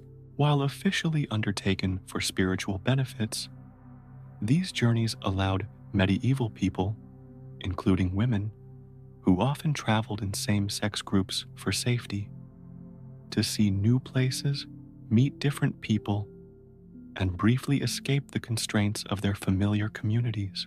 The key difference between medieval and modern leisure wasn't necessarily the activities themselves. People still enjoyed music, stories, games, and social gatherings. But the integration of these pleasures into a worldview that didn't separate work and leisure into distinct categories. Entertainment wove through the fabric of daily life, transforming necessary tasks through socialization and creativity rather than existing as a separate realm entered only after productive labor ended. So, while your medieval counterpart wouldn't recognize your Netflix subscription or gym membership, she would absolutely understand your need for regular entertainment, creative expression, and moments of pleasure amidst daily responsibilities. She'd just be more likely to find those pleasures in a well-told tale beside the fire than on a glowing screen in a climate-controlled room. Medieval medicine operated under a completely different conceptual framework than our modern understanding of health and disease. The humoral theory, developed by ancient Greek physicians and refined through Arabic medical traditions, proposed that health depended on the proper balance of four bodily fluids: blood, phlegm, yellow bile, and black bile. Each person had a unique humoral composition, determining their temperament and predispositions to particular ailments. Women were considered constitutionally cold and wet compared to men's hot and dry nature, making them inherently more susceptible to certain conditions and requiring different preventative approaches and treatments. This fundamental belief shaped every aspect of women's healthcare, from diet recommendations to treatments for specific ailments. The primary healthcare providers for most women were other women, mothers, grandmothers, neighbors with healing reputations, and midwives for reproductive concerns. These female practitioners relied on practical experience, herbal knowledge passed down through generations, and an understanding of basic patient care that sometimes surpassed that of formally trained male physicians whose university education emphasized theory over practical observation. Herbal medicine formed the foundation of medieval healthcare for all but the wealthiest patients. Gardens commonly included medicinal plants alongside culinary herbs, giving women regular access to remedies for common ailments. A knowledgeable housewife might grow chamomile for digestion and sleep, yarrow for wound healing, feverfew for headaches, and dozens of other medicinal plants. The preparation of these herbs, when to harvest, how to dry, which parts to use, appropriate combinations for specific conditions, required considerable knowledge developed through observation and intergenerational teaching. Pregnancy and childbirth represented the most significant health events in most women's lives, and also the most dangerous. Prenatal care consisted primarily of dietary advice, activity modifications, and prayer. Difficult pregnancies might be addressed with herbal remedies to prevent miscarriage or ease symptoms, but many complications remained beyond medieval medicine's capacity to treat effectively. Childbirth itself was managed by midwives and female relatives in a birth chamber from which men, including physicians, were typically excluded. Midwives used physical manipulation to assist difficult deliveries, herbal preparations to manage pain and encourage contractions, and practical techniques developed through experience attending many births. Their toolkit included birthing stools designed to use gravity advantageously, oils for lubricating the birth canal, and various positions to facilitate delivery. Despite these skills, maternal and infant mortality remained devastatingly high by modern standards. The postpartum period received considerable attention in medieval healthcare. New mothers observed a period of rest and seclusion, typically 4 to 6 weeks, before being churched, a religious ceremony marking their return to regular community participation. This custom, while framed in terms of ritual purification, pragmatically provided a recovery period after the physical trauma of childbirth. Specific foods were prescribed to restore strength and promote milk production, and experienced women monitored new mothers for signs of what we now recognize as puerperal fever or postpartum hemorrhage. Reproductive control existed in limited forms despite religious prohibitions. Herbal contraceptives and early abortifacients circulated through female knowledge networks, though their effectiveness varied widely and side effects could be dangerous. These preparations typically used plants with identified hormonal or toxic properties, including pennyroyal, rue, and savin. The knowledge surrounding these plants was carefully guarded, as religious authorities condemned attempts to prevent conception as working against God's will and natural order. Menstruation received extensive attention in medical texts, reflecting its perceived importance in women's overall health. Regular menstruation was considered essential for female well-being, with irregular or absent periods treated through herbal remedies, dietary adjustments, and occasionally bloodletting to restore humoral balance. Menstrual blood itself was believed to have powerful and often negative properties, leading to numerous taboos and restrictions on menstruating women's activities. Beyond reproductive concerns, women suffered from the same illnesses affecting the general population: infectious diseases, injuries, chronic conditions, and age-related ailments.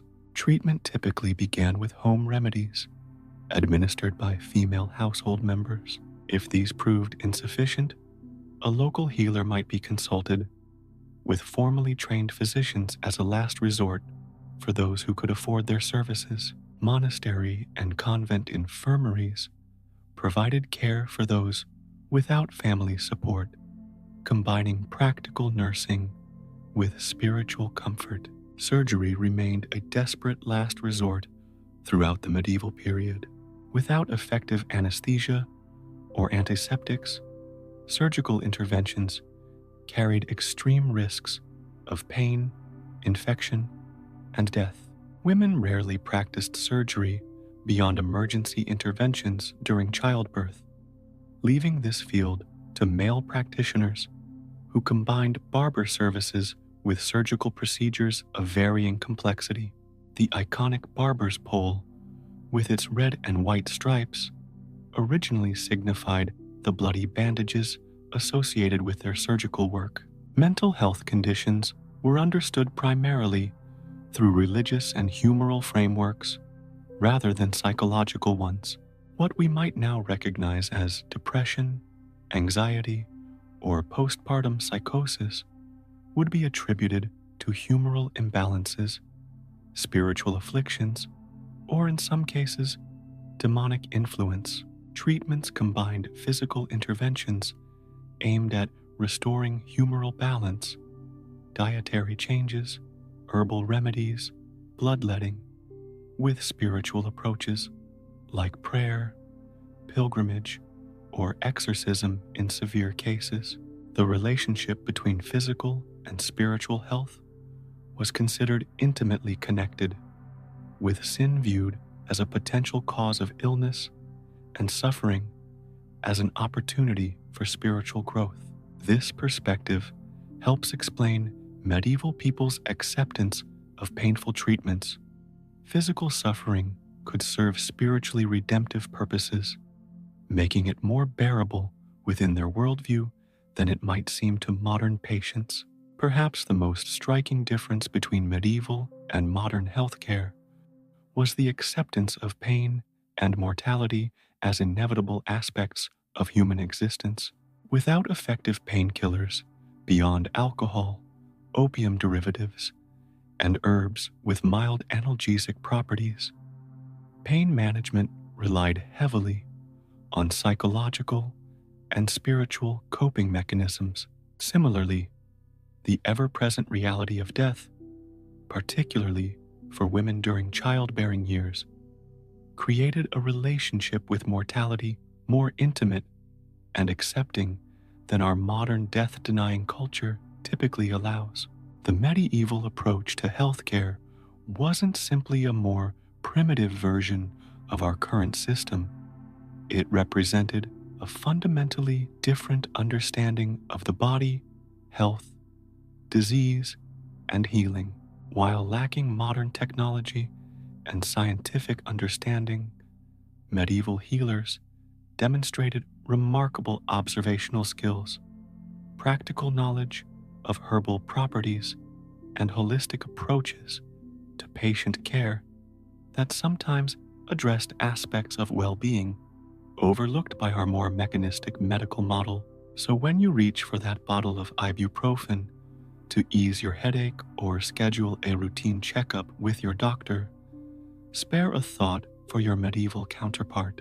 Her options included willow bark tea, containing the chemical precursor to aspirin, a consultation with the local wise woman about appropriate herbal combinations, prayer to Saint Apollonia, patron saint of dental and head pain, and if all else failed, possibly bloodletting to release excess blood believed to be causing pressure in her head.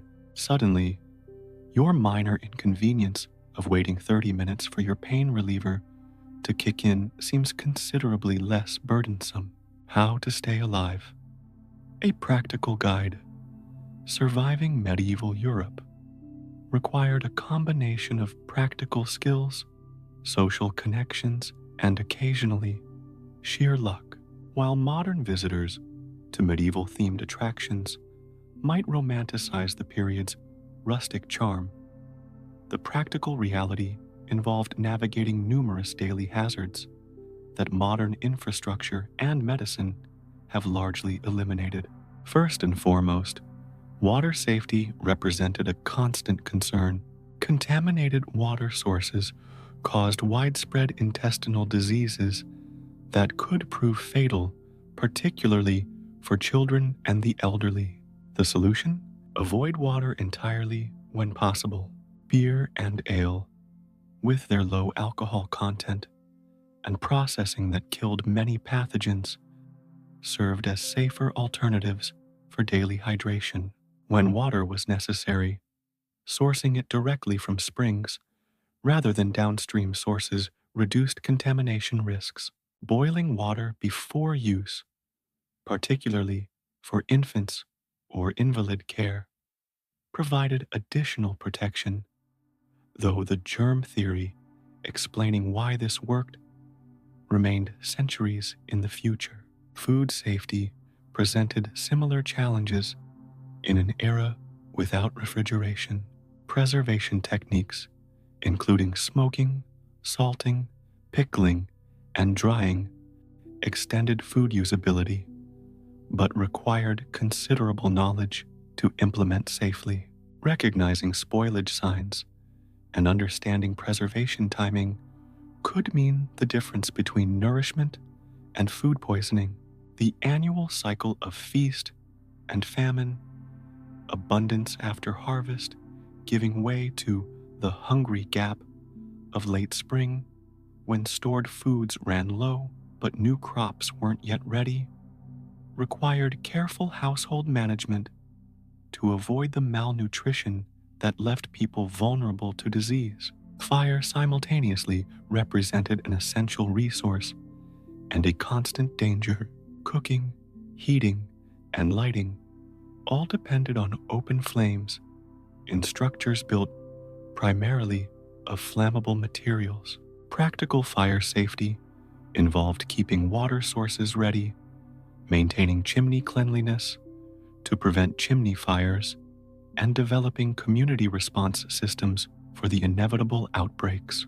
Urban areas faced particular risks, with closely packed wooden buildings allowing fires to spread rapidly between structures. The devastation from major city fires shaped medieval urban planning and building regulations. Though these measures proved only partially effective, childbirth represented the single greatest mortality risk for women of reproductive age. Surviving multiple pregnancies required knowledge of fetal positioning, recognition of dangerous complications, and access to experienced midwives. Women developed networks to support each other through this dangerous passage, with experienced mothers providing practical assistance, knowledge, and emotional support to younger women. Communities recognized childbirth's dangers. Protective prayers, charms, and rituals reflected both practical coping mechanisms and the genuine terror this common experience evoked. Avoiding infectious disease required practical, preventative measures, and sometimes simple geographic luck. When plague or other epidemics threatened, those with resources often practiced rudimentary social distancing by relocating to isolated country properties away from population centers. For those without this option, avoiding crowds, maintaining better than average hygiene, and suspending normal social customs like greeting kisses provided some limited protection. Some communities instituted quarantine measures, particularly for travelers from affected areas, anticipating modern epidemiological approaches without understanding the microbial mechanisms involved. Accidental injuries, from falls to tool mishaps to animal encounters, posed significant risks in a world without emergency medicine. Practical knowledge of wound cleaning, bleeding control, bone setting, and herbal pain management represented essential survival skills. Communities developed specialization, with certain individuals known for particular medical skills, like bone setting or tooth extraction. Prevention through careful tool handling, animal management, and home design reduced risks, but accidents remained an unavoidable aspect of daily life. The medieval approach to risk management focused less on eliminating all possible dangers, an impossible task, and more on developing community responses and individual resilience. Violence, both random and structured, presented another survival challenge. Petty crime, banditry, and conflicts between communities or political factions created unpredictable dangers, particularly for travelers.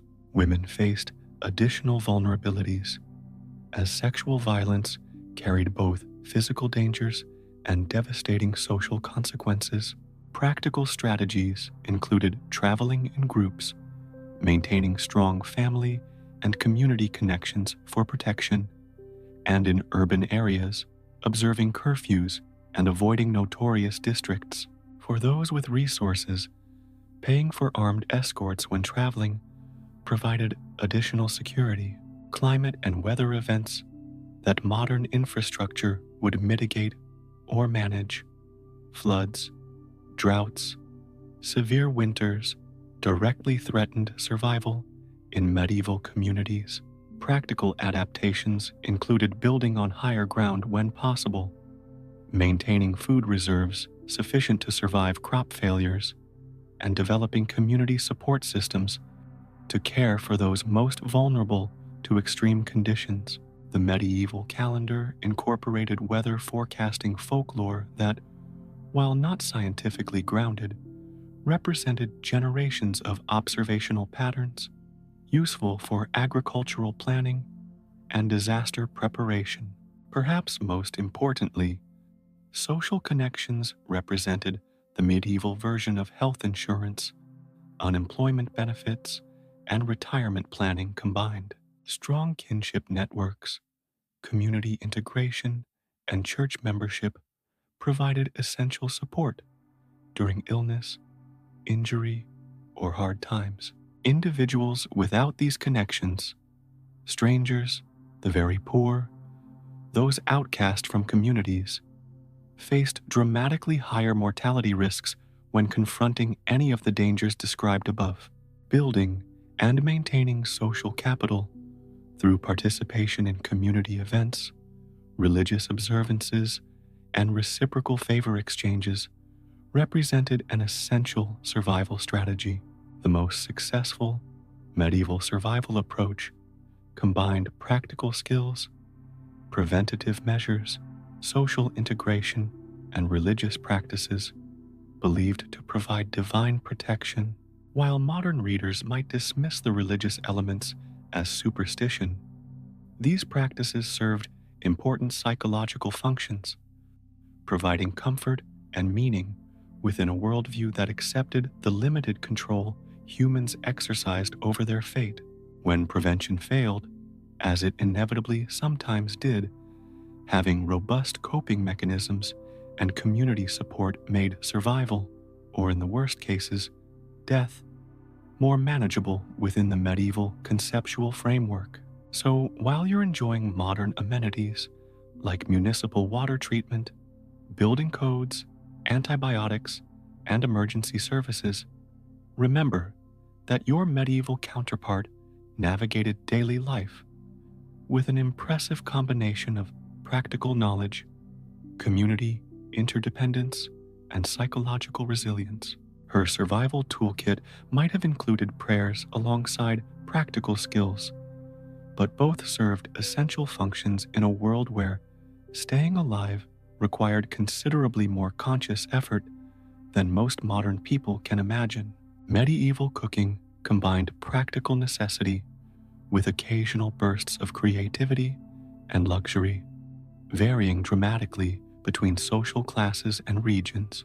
For most women, cooking represented a daily responsibility requiring considerable skill and knowledge, despite limited ingredients and technology.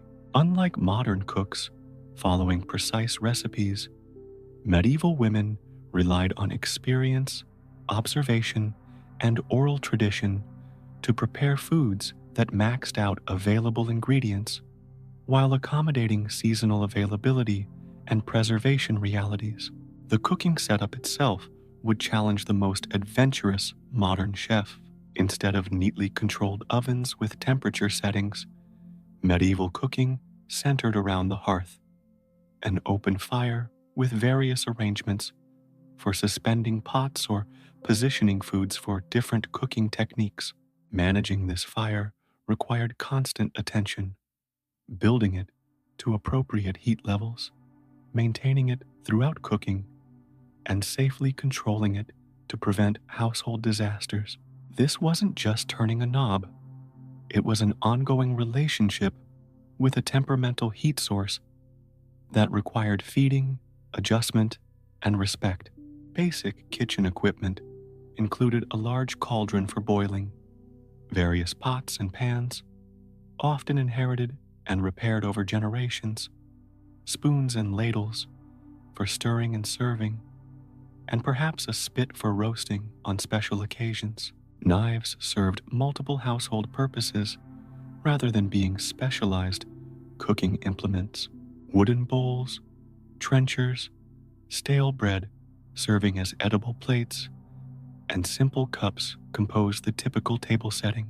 The wealthy might display elaborate serving vessels on special occasions, but even noble households used simpler implements for daily meals. The most common meal across all but the wealthiest households was pottage, essentially a thick soup or stew containing whatever ingredients were available. The base typically included grains or legumes, with vegetables, herbs, and occasionally meat added according to availability. This one-pot meal simmered throughout the day, household members eating their portions at appropriate meal times, and the pot being replenished with new ingredients as needed. Far from the bland gruel depicted in some historical fiction, pottage could be quite flavorful through clever use of herbs, alliums, onions, garlic, leeks, and cooking techniques that developed rich flavors from simple ingredients. Bread constituted the other dietary cornerstone, consumed at virtually every meal across all social classes, though its quality varied dramatically. Peasant bread typically used coarser flours, rye, barley, or mixed grains, creating dense, dark loaves that required strong teeth and good digestion, but provided substantial nutrition. Wealthier households enjoyed finer white bread made from sifted wheat flour, ironically, sacrificing nutritional value for social status. Most households purchased bread from commercial bakers rather than baking at home, as proper bread ovens required resources beyond most family means. Meat appeared on medieval tables, with frequency determined primarily by wealth and social position. Contrary to popular depictions of medieval people gnawing on giant turkey legs at every meal, meat consumption for average households might be limited to small amounts of salt pork or bacon used to flavor other dishes, occasional fresh meat from slaughtered livestock, typically preserved through various methods to extend usability, game when available, though hunting rights were often restricted by class, poultry from household birds kept primarily for eggs, fish on fast days, when religious observance prohibited meat consumption. Vegetables featured prominently in medieval diets, despite being somewhat disdained in aristocratic food culture. Cabbages, onions, leeks, garlic, turnips, carrots, peas, beans, and beets provided essential nutrition and flavoring. Garden herbs, including parsley, sage, rosemary, and thyme, yes, just like the song, added flavor and were believed to balance the humoral properties of foods. Fruits were consumed in season and preserved through drying or making into wine, ale, or confections when resources permitted.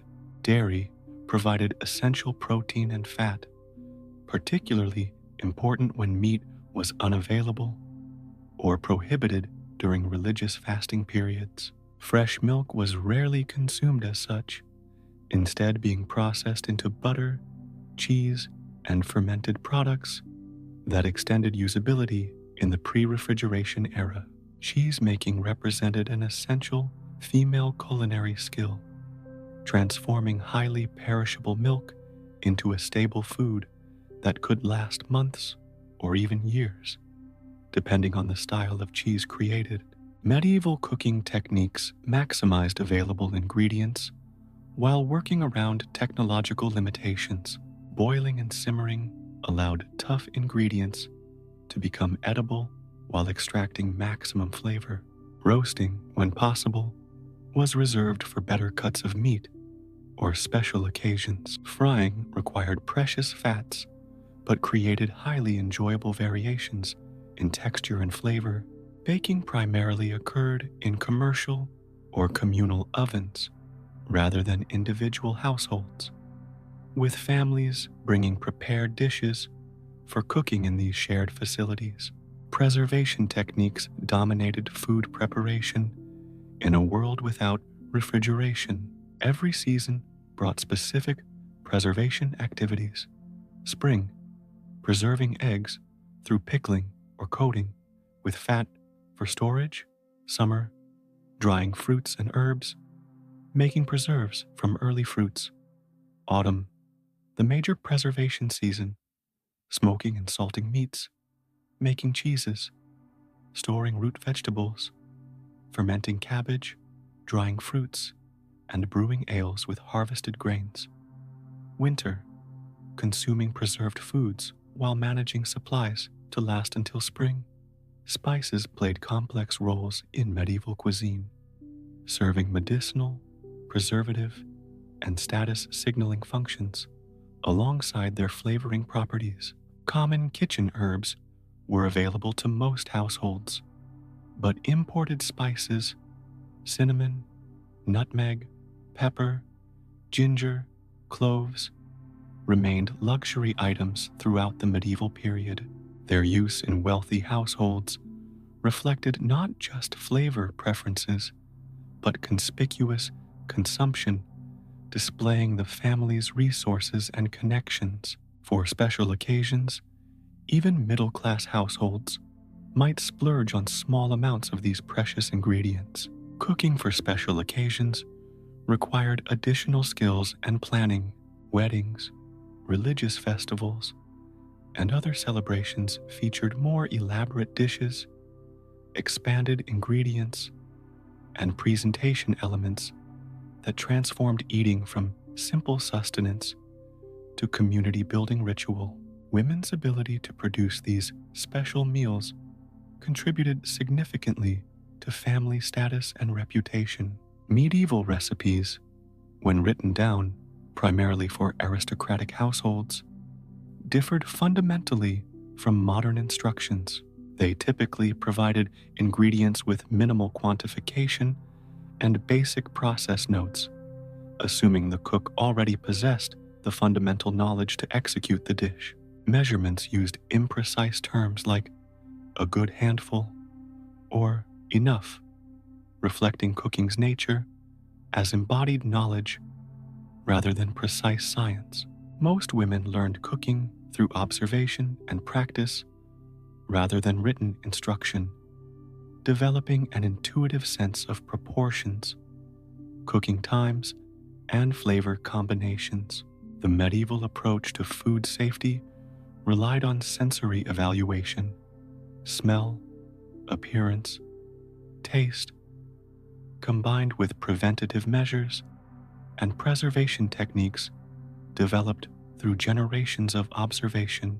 Without germ theory, medieval cooks couldn't explain why certain practices prevented illness, but practical experience identified effective approaches. Thorough cooking, proper preservation methods, and careful attention to signs of spoilage provided reasonable protection despite limited understanding of foodborne pathogens. So, While your medieval counterpart wouldn't create Instagram-worthy food presentations or follow precisely measured recipes, she possessed impressive, practical knowledge about transforming available ingredients into nourishing meals under challenging conditions. Her cooking represented a complex integration of preservation necessities, seasonal availability, religious requirements, and cultural traditions, all managed without temperature controls, standardized measurements, or reliable food supplies. Next time you complain about having nothing to eat while staring into a fully stocked refrigerator, remember the medieval cook creating satisfying meals from a handful of root vegetables, preserved meat, and carefully rationed spices, all prepared over a temperamental open fire she had to build and maintain herself. Travel and transportation, the journey from hell. If modern travel complaints center around flight delays and uncomfortable economy seats, medieval travelers would find our concerns laughably trivial. Travel in medieval Europe presented genuine challenges and dangers that transformed even relatively short journeys into potentially hazardous adventures, requiring serious preparation and considerable fortitude. Let's start with the roads. Assuming you could even call them that, major routes between cities might be paved in some sections, particularly those following old Roman roads, but most were simply dirt tracks created by usage rather than design. These unimproved routes turned to impassable mud in rainy seasons and dust bowls during dry periods. Maintenance fell to local authorities with varying resources and motivation, resulting in inconsistent conditions even along major routes. Bridges, when they existed, might be poorly maintained wooden structures requiring tolls for crossing, assuming they hadn't been washed away in recent floods. Transportation options depended on social status and resources. Walking remained the primary mode for most people, with the average person capable of covering 15-20 miles daily on reasonable terrain. Those with somewhat greater resources might travel by cart or wagon, bone-jarring experiences without modern suspension systems on rutted roads. The wealthiest travelers rode horseback or even in rudimentary carriages, though these early vehicles provided minimal protection from weather and barely improved comfort over direct horse riding. For women, riding side saddle, as modesty dictated for those in dresses, added an extra element of difficulty and discomfort to already challenging journeys. River travel offered improvements in both speed and comfort when available, with boats moving downstream requiring minimal effort and upstream progress achieved through poling, rowing, or towing from shore. Coastal areas similarly benefited from maritime shipping options, though seasickness and genuine dangers from storms made these journeys their own kind of ordeal. Larger vessels might offer separate areas for female travelers, while smaller boats thrown together, passengers with minimal privacy considerations. The logistics of travel created particular challenges for women, who faced both practical difficulties and social vulnerabilities when away from home communities. Traveling alone invited suspicion at best and physical danger at worst, leading most women to travel in groups or with male protectors when possible. Even basic bodily functions became logistical challenges without reliable facilities along routes. Menstruation during travel created additional complications, managing hygiene with limited privacy and resources. Accommodations along travel routes varied dramatically in quality, safety, and availability. Major pilgrimage routes featured hostels operated by religious orders, offering basic but relatively secure lodging, sometimes with separate facilities for male and female travelers. Commercial inns in towns provided another option, though quality ranged from relatively comfortable to borderline dangerous, with shared sleeping areas being the norm rather than private rooms. Rural areas offered fewer formal options, with travelers often seeking hospitality from monasteries or local households, an arrangement supported by religious and cultural expectations of hospitality toward travelers, though safer when the traveler carried letters of introduction or other evidence of respectability. Safety concerns extended beyond uncomfortable accommodations. Banditry threatened travelers on isolated stretches of road, particularly those perceived as carrying valuables. Political conflicts sometimes made certain routes impassable or dangerous for travelers associated with particular regions or factions. Even in the absence of human threats, environmental dangers from weather events, wild animals, or simple accidents became more dangerous away from the resources and support of home communities. Practical preparation for travel included appropriate clothing for expected conditions, including rain protection and multiple layers for temperature variations, food supplies for portions of journeys without reliable provisioning options, essential tools, and basic medical supplies for emergencies.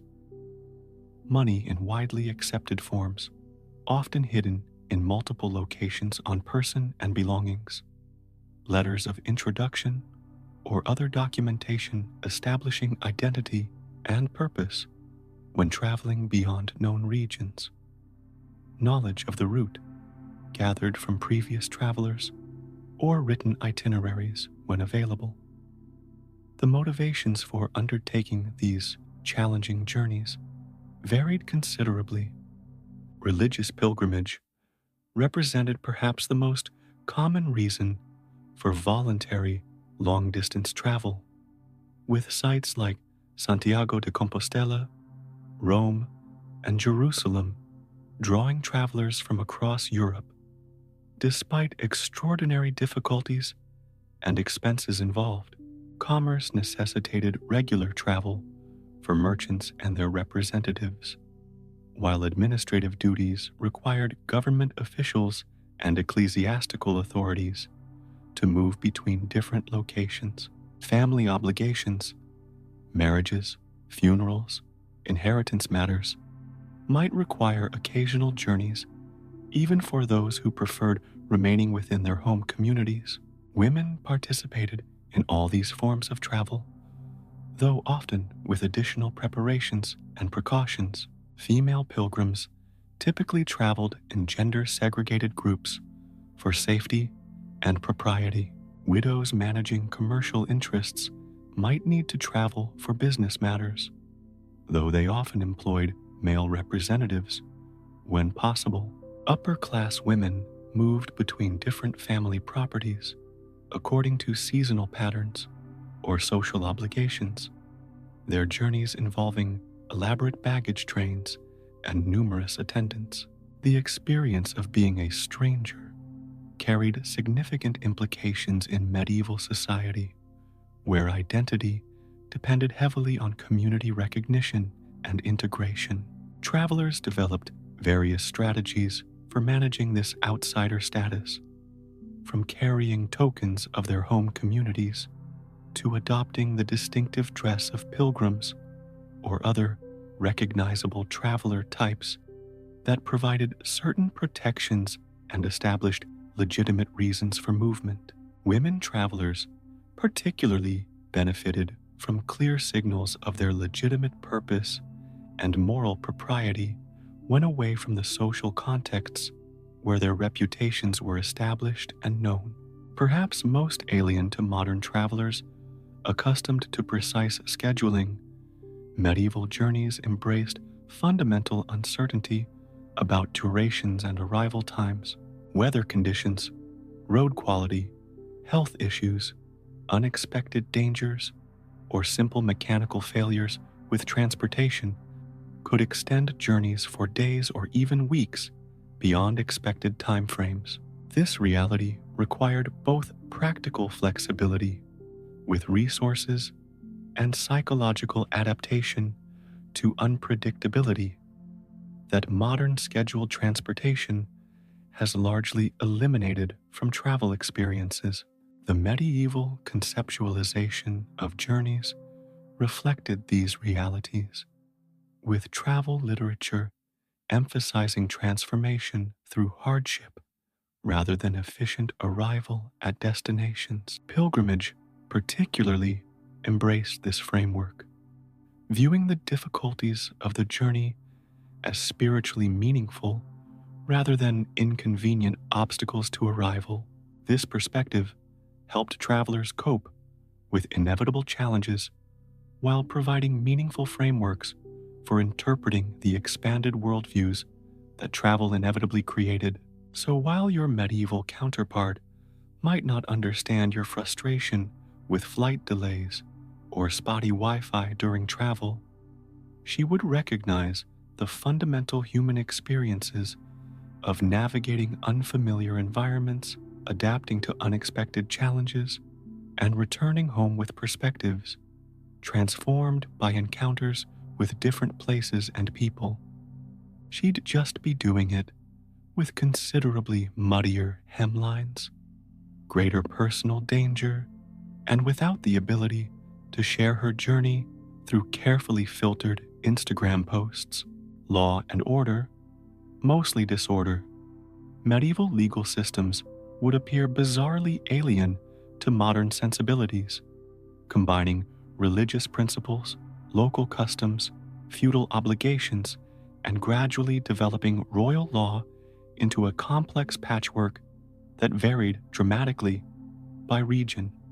Women navigated this legal landscape from a position of structural disadvantage, though practical realities sometimes created opportunities within theoretical constraints. The fundamental legal principle governing women's status was coverture, the concept that a married woman's legal identity merged into her husband's, limiting her ability to own property independently, make contracts, or engage in legal proceedings without his participation or approval. This principle applied most strictly to women of the middling and upper classes. Paradoxically, the poorest women sometimes enjoyed greater practical legal independence simply because they had fewer property interests requiring formal legal protection. Different types of courts handled various categories of offenses.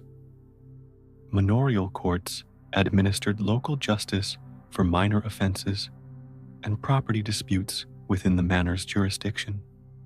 Town courts handled urban cases according to town charters and local regulations. Church courts claimed jurisdiction over moral offenses, matrimonial issues, and matters involving clerics. Royal courts gradually expanded jurisdiction throughout the medieval period, particularly for serious criminal matters. Each court type operated according to different procedural rules, creating a complex system requiring considerable local knowledge to navigate effectively.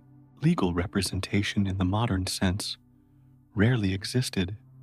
Individuals generally spoke for themselves or had male relatives speak for them, particularly in the case of women whose direct participation might be limited by gender expectations.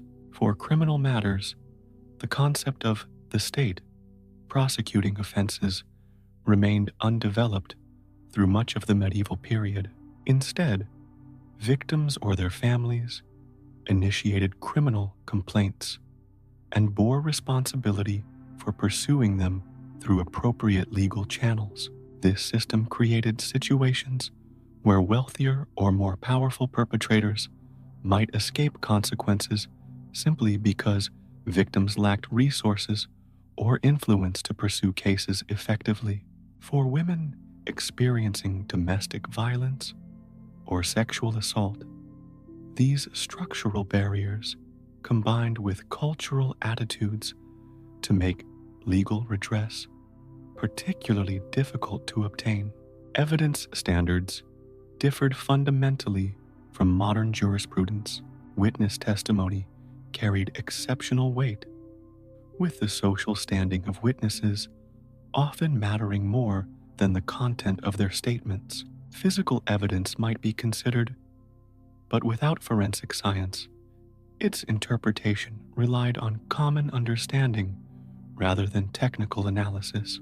When evidence seemed insufficient, various forms of ordeal or combat might be used to determine outcomes, reflecting the belief that divine intervention would ensure justice when human certainty proved impossible.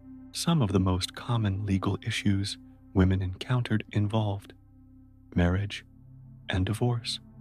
Marriage formation required mutual consent according to church law, though economic and family pressures often made consent more theoretical than practical.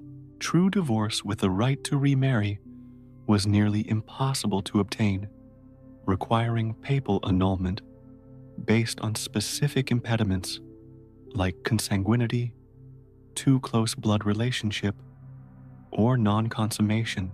Separation from bed and board might be granted in cases of extreme cruelty or adultery, but didn't permit remarriage. The practical result of these restrictions was the development of informal arrangements outside official channels, particularly among lower classes where property concerns created less pressure for formal documentation. Property rights. While coverture limited married women's independent property ownership, exceptions existed through specific legal mechanisms. Women might hold property as femme sole, independent businesswoman, in certain trades or locations, allowing them to make contracts and conduct business independently. Marriage settlements could establish separate estates, protecting some property from husband's control. Widows typically received a dower right to portion of their husband's property, sometimes creating considerable female economic independence and power during widowhood. Unmarried adult women could legally own property and conduct business independently, though practical social pressures often limited these theoretical rights. Inheritance. Daughters typically received smaller shares than sons, often in the form of movable goods or currency rather than land. Customs varied by region, with some areas practicing partible inheritance, property divided among all children, while others followed primogeniture, eldest son inheriting everything. In the absence of sons, daughters might inherit land and significant property, creating periods of substantial female property control between father's death and marriage. Female monastics formally renounced inheritance rights upon taking vows, though aristocratic families sometimes maintained connections, allowing indirect influence over family property decisions. Criminal prosecution. Women could be both victims and perpetrators in the medieval criminal justice system, though gender shaped both the types of crimes typically attributed to women and the consequences they faced. Women more commonly faced charges related to moral offenses, witchcraft, poisoning, infanticide, and theft, rather than violent crimes. Though exceptions certainly existed, punishment sometimes acknowledged gender through modifications like exempting pregnant women from execution until after childbirth, or substituting drowning for hanging in some women's executions. Adjustments reflecting concern for modest death rather than humanitarian considerations. Practical navigation of this complex legal landscape required considerable local knowledge and social connections. Women developed strategies for working within and around official constraints, including using male relatives or allies to present their interests in forums where direct female participation was limited, appealing to alternative court systems when one venue proved unfavorable, moving between church and secular courts, leveraging community opinion and reputation to strengthen legal positions, forming collective associations like guilds that provided group legal protections, using public shaming and community pressure when formal legal remedies proved inadequate. The gap between theoretical legal restrictions and practical reality created a space for individual agency, particularly for women with resources, family connections, or exceptional personal qualities. Legal records reveal women actively pursuing their interests despite structural disadvantages, filing complaints, defending property, negotiating settlements, and occasionally engaging in strategic forum shopping between different court systems to achieve desired outcomes. Perhaps most importantly, much of what we would consider legal matters today were handled through informal community mechanisms rather than official legal channels. Reputation, social pressure, family intervention, and community-enforced customs resolved many disputes without formal legal proceedings. Women often played significant roles in these informal systems, using social influence and community networks to achieve practical outcomes when formal legal avenues offered limited options. So, while your medieval counterpart lacked many legal protections modern women take for granted, she wasn't entirely without resources. Her approach to justice combined pragmatic use of available formal options with sophisticated navigation of informal community mechanisms, less focused on abstract rights and more on achieving practical outcomes within structural constraints. In a world where perfect justice rarely existed for anyone regardless of gender, she sought workable solutions through whatever combinations of formal and informal channels offered the best prospects for success. Death and dying, everyone's favorite topic, death maintained a considerably more visible presence in medieval life than in our modern, death-denying culture.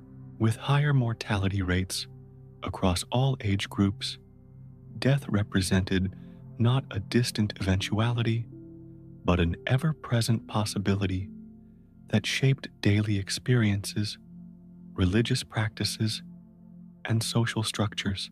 Women engaged particularly intimately with death, taking primary responsibility for care of the dying and preparation of bodies within household contexts. The medieval understanding of good death differed significantly from modern conceptions. A good death included awareness that death was approaching, allowing proper spiritual preparation, presence of family and community members as witnesses and support, reception of last rites from clergy when possible, opportunity to make final arrangements for property and express last wishes. Ideally, death at home rather than in unfamiliar surroundings or alone. These elements reflect how death was conceptualized as both a spiritual transition and a social event rather than simply a medical occurrence. The community gathered around the deathbed. Death occurred in the center of household activity rather than isolated in specialized facilities, and the dying person remained integrated in family and community until the end. When death approached, practical preparations began alongside spiritual ones.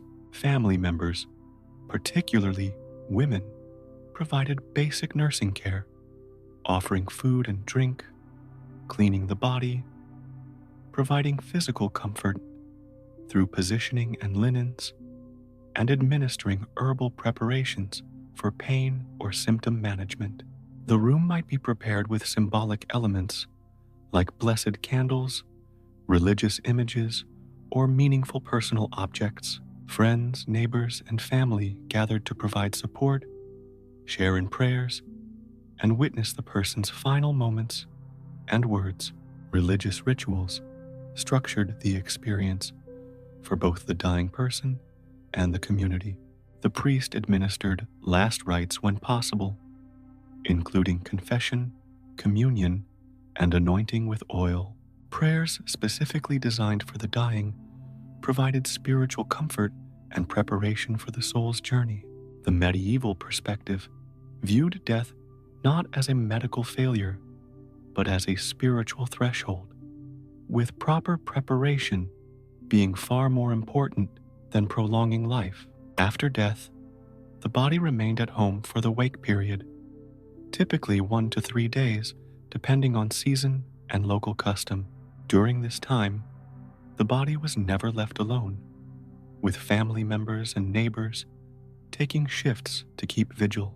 This practice served both practical purposes, monitoring for any signs that death had been mistakenly declared, and spiritual ones, protecting the soul believed to remain near the body initially after death.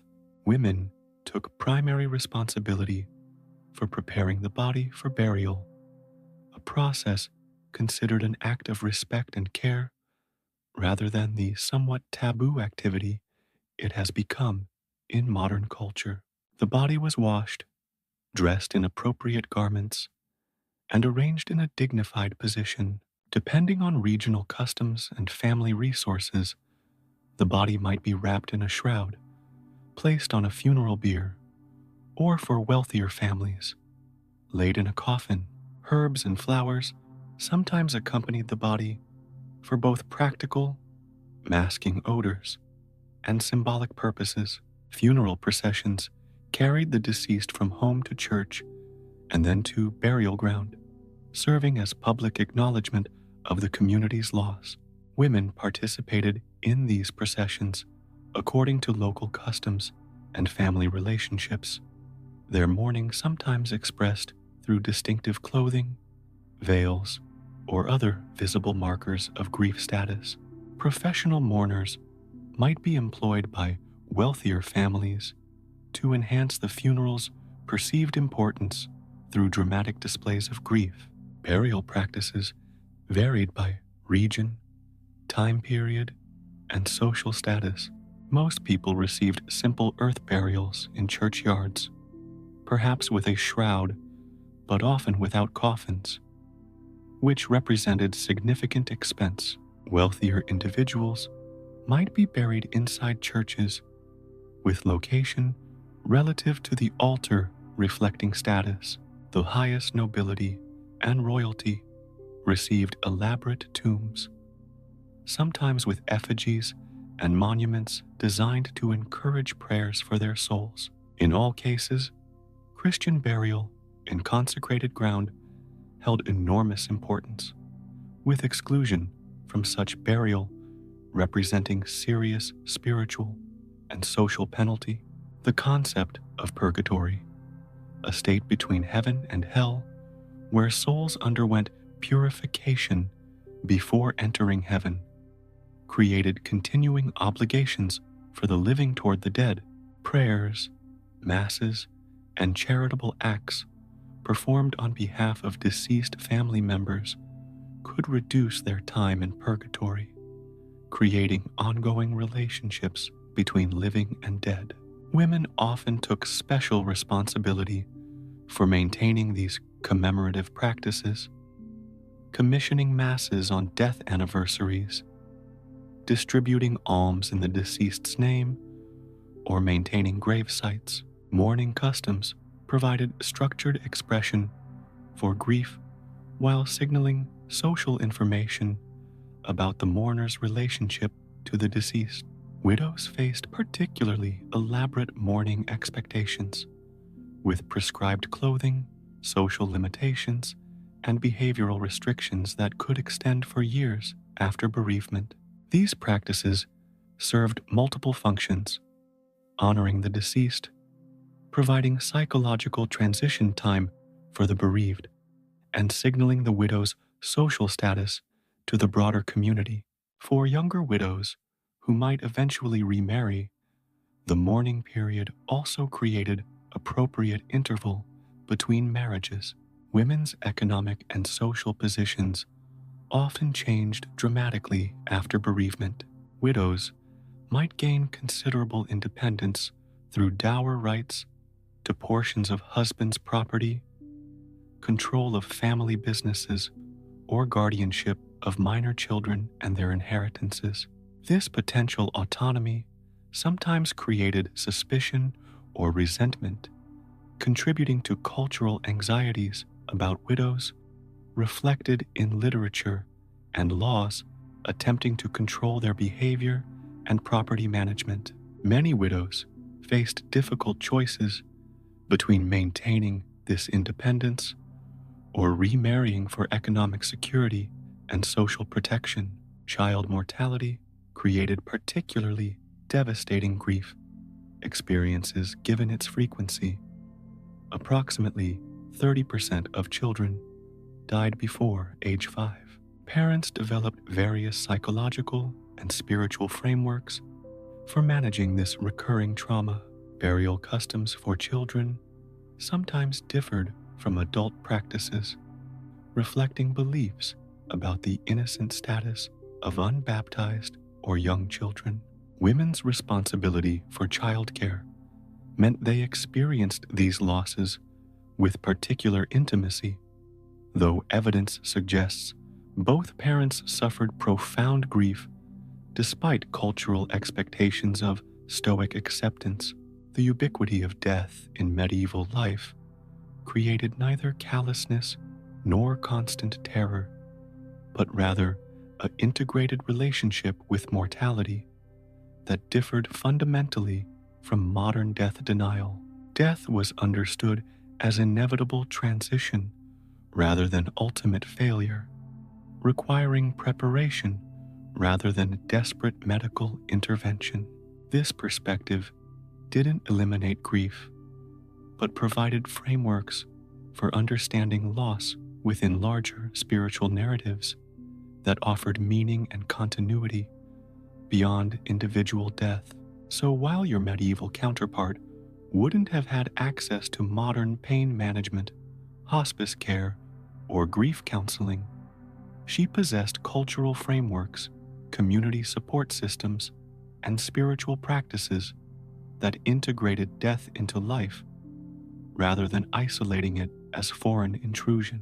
Her intimate familiarity with mortality's physical realities, preparing bodies, witnessing deaths, visiting graves within the parish churchyard, created relationship with death less mediated by professional services and institutional barriers than our modern experience.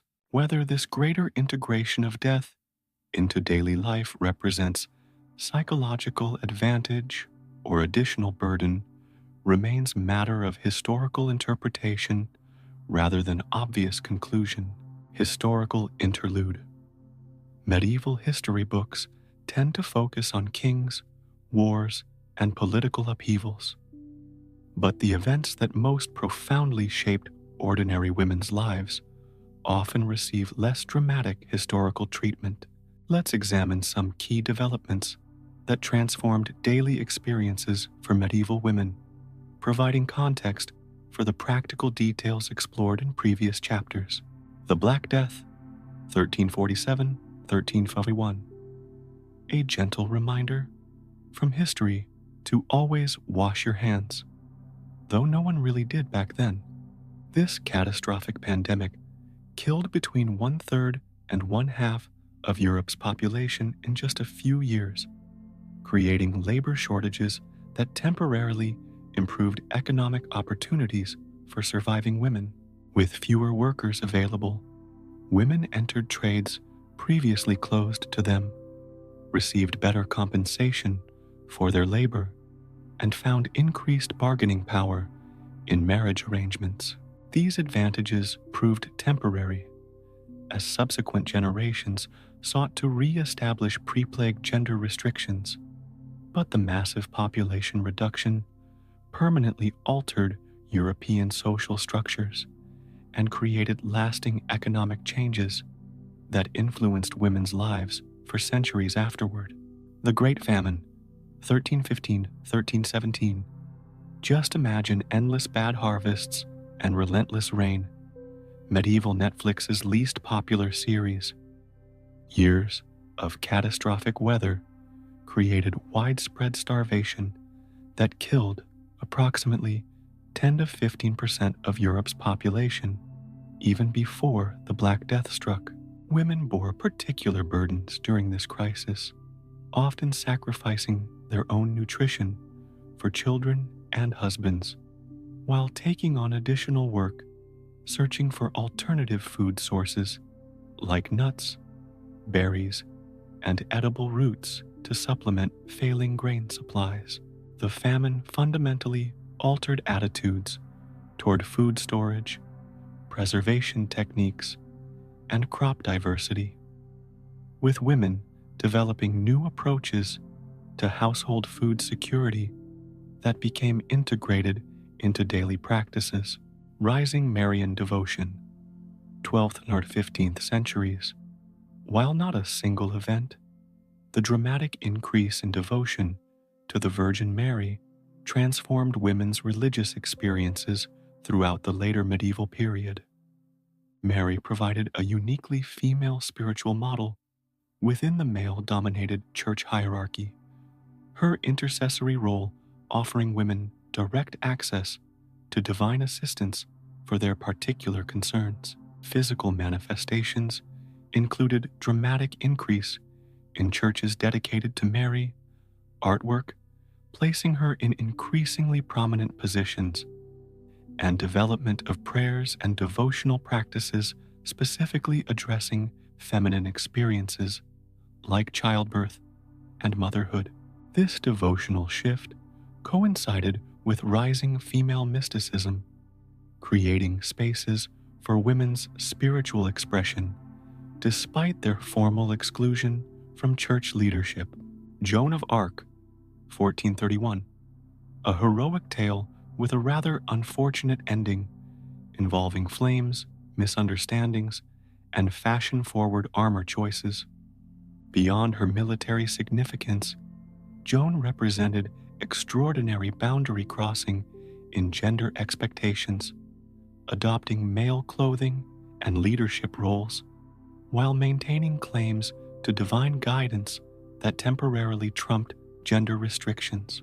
Her eventual condemnation for these transgressions, particularly her male attire, which featured prominently in her heresy charges, demonstrated the potential consequences for women who violated gender norms too dramatically. Yet her subsequent rehabilitation and canonization created a paradoxical model of female exceptionalism, celebrated for transcending typical feminine limitations, while simultaneously reinforcing how unusual such transcendence remained.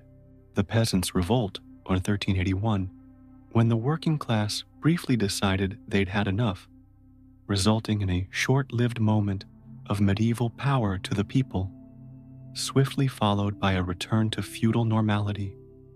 Women participated actively in this English uprising against post-plague labor restrictions and poll taxes, with court records showing female rebels leading groups, participating in property destruction, and advocating for social changes. Their involvement demonstrated women's political consciousness and willingness to take direct action despite being excluded from formal political structures. The revolt's suppression brought specific punishments for female participants, reflecting authorities' particular concern about women stepping outside their proper social roles during periods of unrest. Introduction of the spinning wheel. 12th and 13th centuries. While seemingly less dramatic than plagues and rebellions, this technological innovation fundamentally transformed women's daily labor, replacing hand spindles with mechanical wheels, dramatically increased production speed, allowing a single spinner to produce approximately 5 times more thread in the same period. This efficiency, paradoxically, led to decreased compensation as expectations for production rose, eventually transforming spinning from a skilled craft to poorly paid piecework. The technology's spread across Europe occurred unevenly, creating regional variations in textile production that influenced local economies and women's work patterns for centuries. Fourth Lateran Council, 1215. This church council established numerous regulations affecting daily religious practices, including the requirement for annual confession and communion that dramatically increased lay religious participation. For women, the council's emphasis on proper marriage formation had particular significance, requiring public announcements, bans, before weddings to prevent clandestine marriages. These regulations gave women somewhat greater protection against forced or secret marriages, though economic and family pressures still limited practical choice. The council also imposed stricter regulation of female religious communities, beginning processes that gradually reduced the independence of women's monastic establishments. Development of universities, 12th under 13th centuries. The formalization of higher education through university establishment explicitly excluded women, creating new class of professionally trained men who gradually displaced women from roles they had traditionally held, particularly in medicine and midwifery. As university-trained physicians gained status and authority, female healers faced increasing restrictions and sometimes accusations of unauthorized practice or even witchcraft. This institutional exclusion from formal knowledge transmission represented a significant blow to women's traditional authority in healing and knowledge-keeping roles, forcing adaptation to increasingly marginalized positions in these fields. Rise of urban craft guilds, 12th and 15th centuries. The development and formalization of craft guilds in growing urban centers initially included women in many trades, but gradually implemented gender-based restrictions that limited female participation. Early guild records show women as both independent practitioners and widows, continuing husbands' trades, but later regulations increasingly restricted women to auxiliary roles or excluded them entirely from formal membership.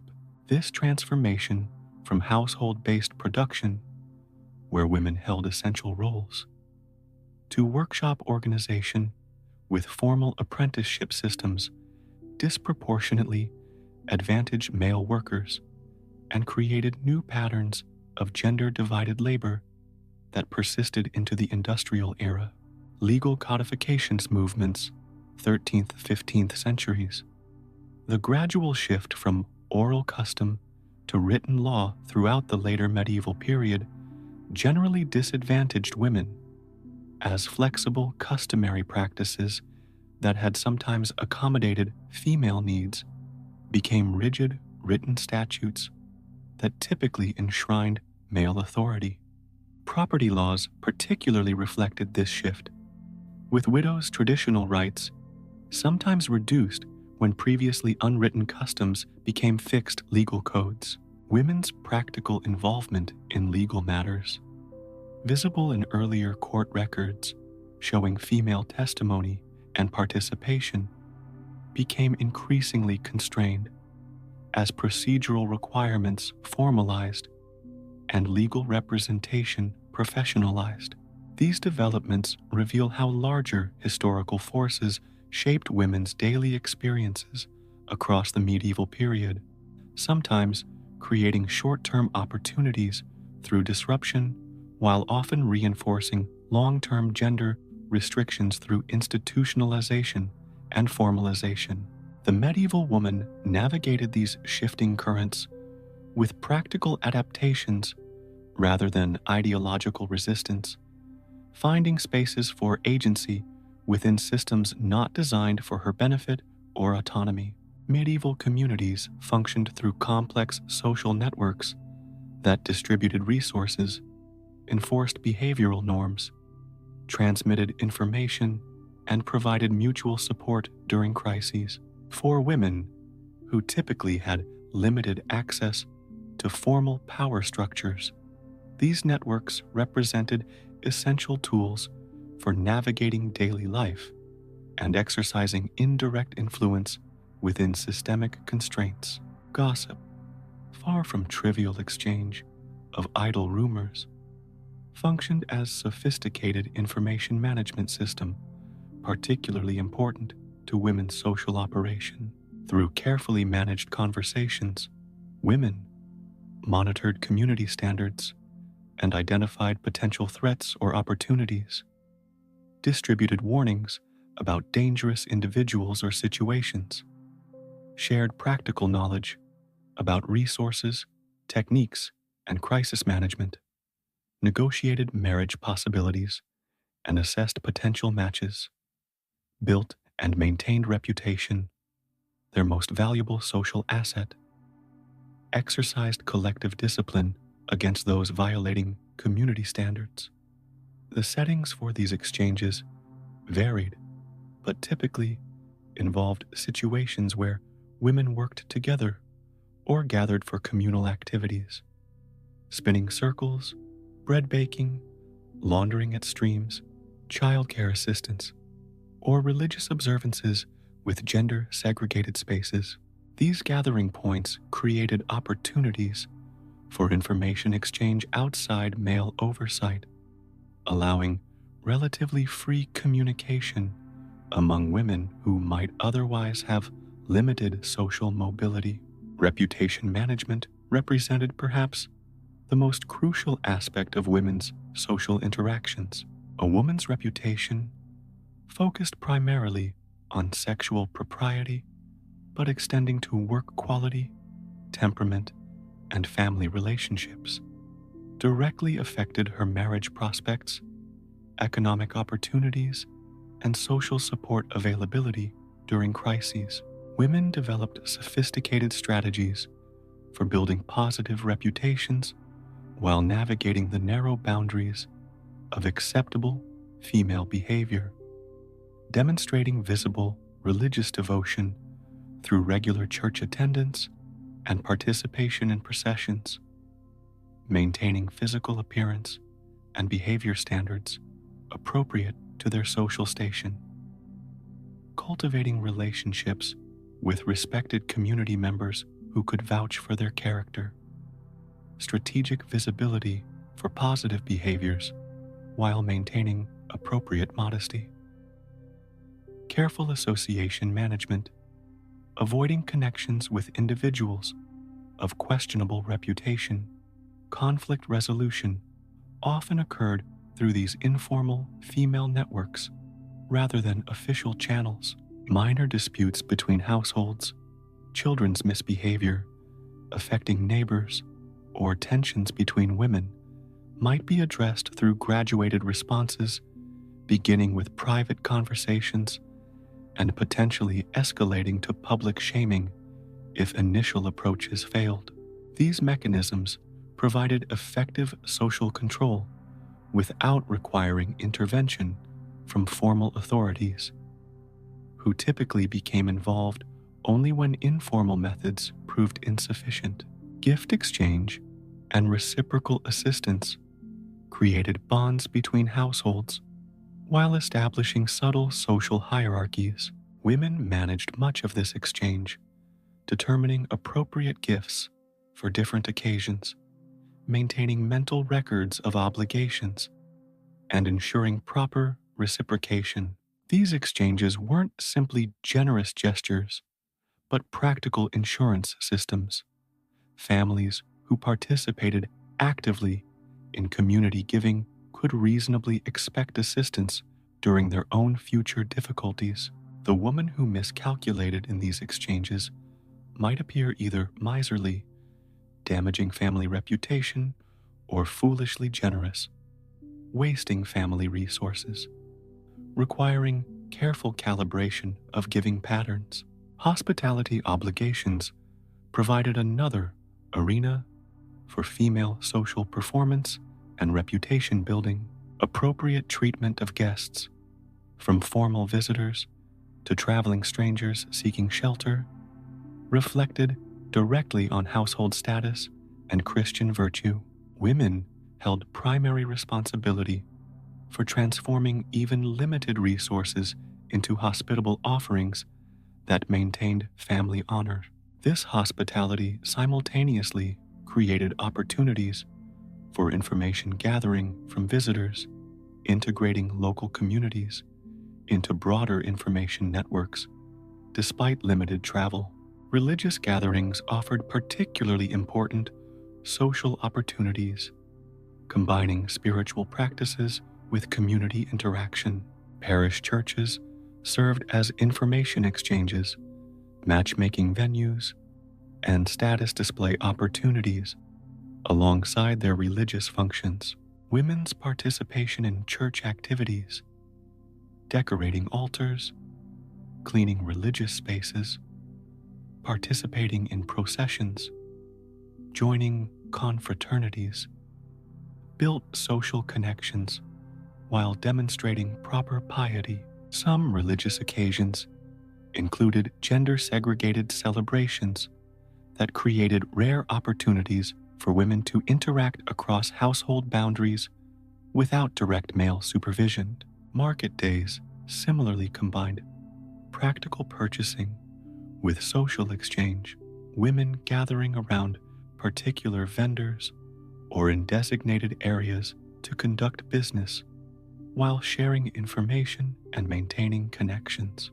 These commercial spaces allowed interaction across class boundaries that might be more restricted in other contexts, as women from different social levels bargained, compared goods, and exchanged news. For women with limited travel opportunities, markets provided essential windows into broader community developments and outside information. Childcare arrangements created particularly intimate connections between women, with nursing relationships, fostering arrangements, and informal assistance during illnesses, creating bonds sometimes stronger than blood relationships. These child-centered networks provided practical support while establishing information channels and alliance patterns that might persist for generations as children matured into adults with memories of those who had cared for them. Ritual occasions, weddings, childbirth, funerals, brought women together in gender-specific roles that reinforced group identity while providing intensive information exchange opportunities. Women's specialized knowledge about proper ritual performance gave them authority within these domains, while participation in life transitions created emotional bonds that transcended daily social distinctions. These gatherings often included women from different generations, facilitating transmission of both practical knowledge and community memory across age groups. Literacy limitations meant most information traveled orally, making accuracy and source evaluation crucial skills. Women developed sophisticated methods for assessing information reliability, considering source relationships, consistency with known facts, and patterns of previous accuracy. Information from trusted sources might be preserved through mnemonic techniques and deliberate repetition to maintain key details until they could be appropriately shared with relevant parties.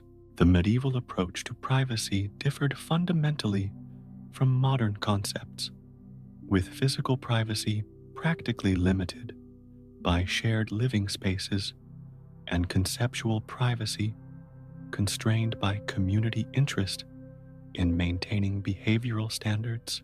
Women navigated these limited privacy boundaries through timing management, using rare solitary moments strategically, space utilization, finding rarely used locations for private conversations, and selective sharing with particularly trusted connections who maintained appropriate discretion.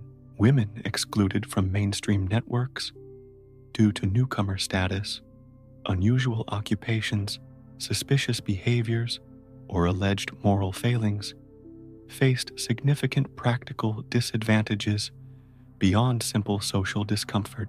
Without connection to information networks, they might miss crucial warnings about dangerous travelers, weather threats, or economic opportunities. Without a established reputation, they struggled to access informal credit networks or emergency assistance. This vulnerability helps explain medieval women's intense focus on maintaining social integration despite its sometimes burdensome behavioral requirements. So, while your medieval counterpart might not have updated her Facebook status or checked Instagram likes, she engaged in social networking with complexity and nuance that modern platforms can only approximate. Her careful reputation, management, strategic information sharing, and alliance building represented sophisticated responses to systemic limitations on her formal authority, creating spaces for female agency within structures nominally controlled by men. Next time you dismiss gossip as trivial, remember that for medieval women, these information networks provided essential knowledge, protection, and influence in a world where formal power remained largely beyond their reach. Your medieval happy hour. After all that disease, danger, and difficult labor, medieval people definitely needed some form of relaxation and intoxication.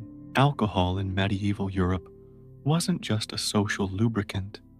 It served essential practical purposes in a world where water safety remained questionable at best. Fermented beverages provided safer hydration than untreated water sources, while also delivering valuable calories and nutrients from their grain, fruit, or honey bases. The primary alcoholic beverages varied by region, economic status, and historical period. Ale dominated in Northern Europe, particularly England and Scandinavia, where grape cultivation proved challenging. This early form of beer, brewed without hops, had a shorter shelf life than modern beer and a sweeter, sometimes smoky flavor profile. Early medieval ale production remained primarily domestic activity, with women, alewives, producing household supplies and sometimes selling excess. The brewing process involved malting grain, usually barley, by soaking and allowing partial germination, drying the malted grain, often over smoky fires that influenced flavor, crushing the malt, and mixing with hot water to create wort, fermentation using residual yeasts from previous batches, flavoring with various herbs and spices in a mixture called gruit. Ale typically contained lower alcohol content than modern beer, perhaps 2 to 3%, making it reasonable choice for regular hydration. Its limited shelf life meant consumption occurred relatively close to production, with households brewing fresh batches every few weeks. The introduction of hops as preservative during the later medieval period gradually transformed ale into beer with longer shelf life, bitter flavor profile, and slightly higher alcohol content. Beer, hopped ale, gradually spread across Europe during the later medieval period, its superior preservation properties supporting commercialization and longer distance trade. This transition from home brewing to commercial production coincided with gender shift in the industry. What began as female-dominated domestic production increasingly became male-dominated commercial enterprise, organized through guilds that often excluded or limited female participation. Wine production centered in southern Europe, where climate supported grape cultivation, though consumption extended throughout the continent among those who could afford imported beverages. Quality and styles varied enormously, from simple table wines consumed locally to aged vintages traded internationally. Unlike modern wines aged in bottles, medieval wines typically matured in wooden barrels, developing different flavor profiles and generally requiring consumption within a year or two of production. Preservation techniques included adding honey, herbs, or spices to mask deterioration, mixing fresh wine with older batches to refresh flavor, smoking the interior of storage barrels to reduce bacterial contamination, adding sulfur to stabilize and preserve, a technique still used today. Wine served particular importance in religious contexts, its use in communion creating consistent demand regardless of economic conditions. Monasteries developed significant vineyards and refined production techniques, creating superior products that enhanced both their reputation and economic position. Wine consumption carried social significance, with varieties, vintage, and serving vessels reflecting and reinforcing status distinctions. Mead, made from fermented honey, represented one of the oldest alcoholic beverages, though its production declined as agriculture expanded and grain-based beverages became more economical. The basic production involved diluting honey with water and fermenting the mixture, often with added herbs, spices, or fruits for flavor. Regional variations developed distinctive profiles, with some areas maintaining mead production as culturally significant tradition despite its economic disadvantages compared to grain-based alternatives. Cider and perry, pear cider, provided important alternatives in regions with abundant fruit orchards but challenging grain cultivation.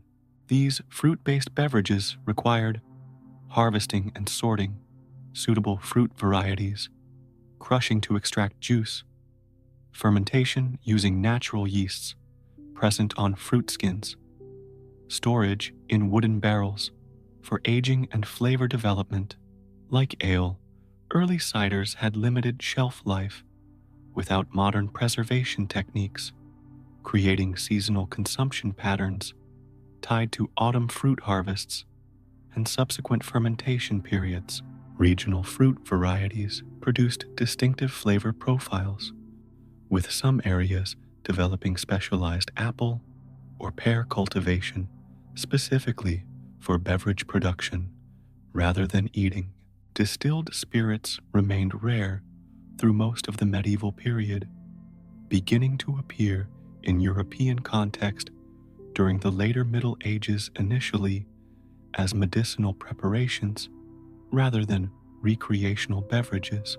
Distillation techniques arrived from Arabic and Asian traditions, gradually adapted for production of aqua vitae, water of life, that would eventually develop into brandy, whiskey, and other high alcohol beverages. These early distilled products bore little resemblance to modern refined spirits, often containing impurities and requiring flavoring additions to mask harsh qualities. For women specifically, alcohol production represented significant economic opportunity, particularly in the earlier medieval period when brewing remained domestic activity. Alewives produced household supplies while selling excess production from home or at markets, creating income streams that sometimes supported widows or supplemented family resources during agricultural off-seasons. This economic role gradually diminished as commercial brewing expanded and guild restrictions increasingly limited female participation in the industry. Consumption patterns varied significantly by gender and social expectations. Men typically enjoyed greater freedom in public drinking, with taverns and alehouses functioning as male-dominated social spaces where business discussions, political conversations, and recreational activities occurred alongside drinking. Women's public consumption faced greater restrictions and scrutiny, with female tavern patronage potentially raising questions about respectability. This doesn't mean women abstained. Household consumption remained common across genders, and certain communal celebrations included female drinking within acceptable social frameworks. Intoxication attitudes reflected practical concerns as much as moral considerations. Excessive drunkenness received criticism primarily when it interfered with work responsibilities, created public disturbances, or depleted family resources. Religious authorities expressed concerns about overindulgence, but recognized alcohol's practical importance in daily life. The medieval perspective generally advocated moderation rather than abstinence, with intoxication considered problematic when it led to other sins or social harms rather than being inherently wrong. Medicinal uses formed important aspect of medieval alcohol consumption. Various alcoholic preparations, wines steeped with herbs, distilled spirits infused with botanical ingredients, or fermented preparations with specific additions, served as delivery mechanisms for medicinal compounds while providing pain relief and disinfectant properties from the alcohol itself. Women often prepared these medicinal beverages as part of their household healthcare responsibilities, developing specialized recipes for different conditions.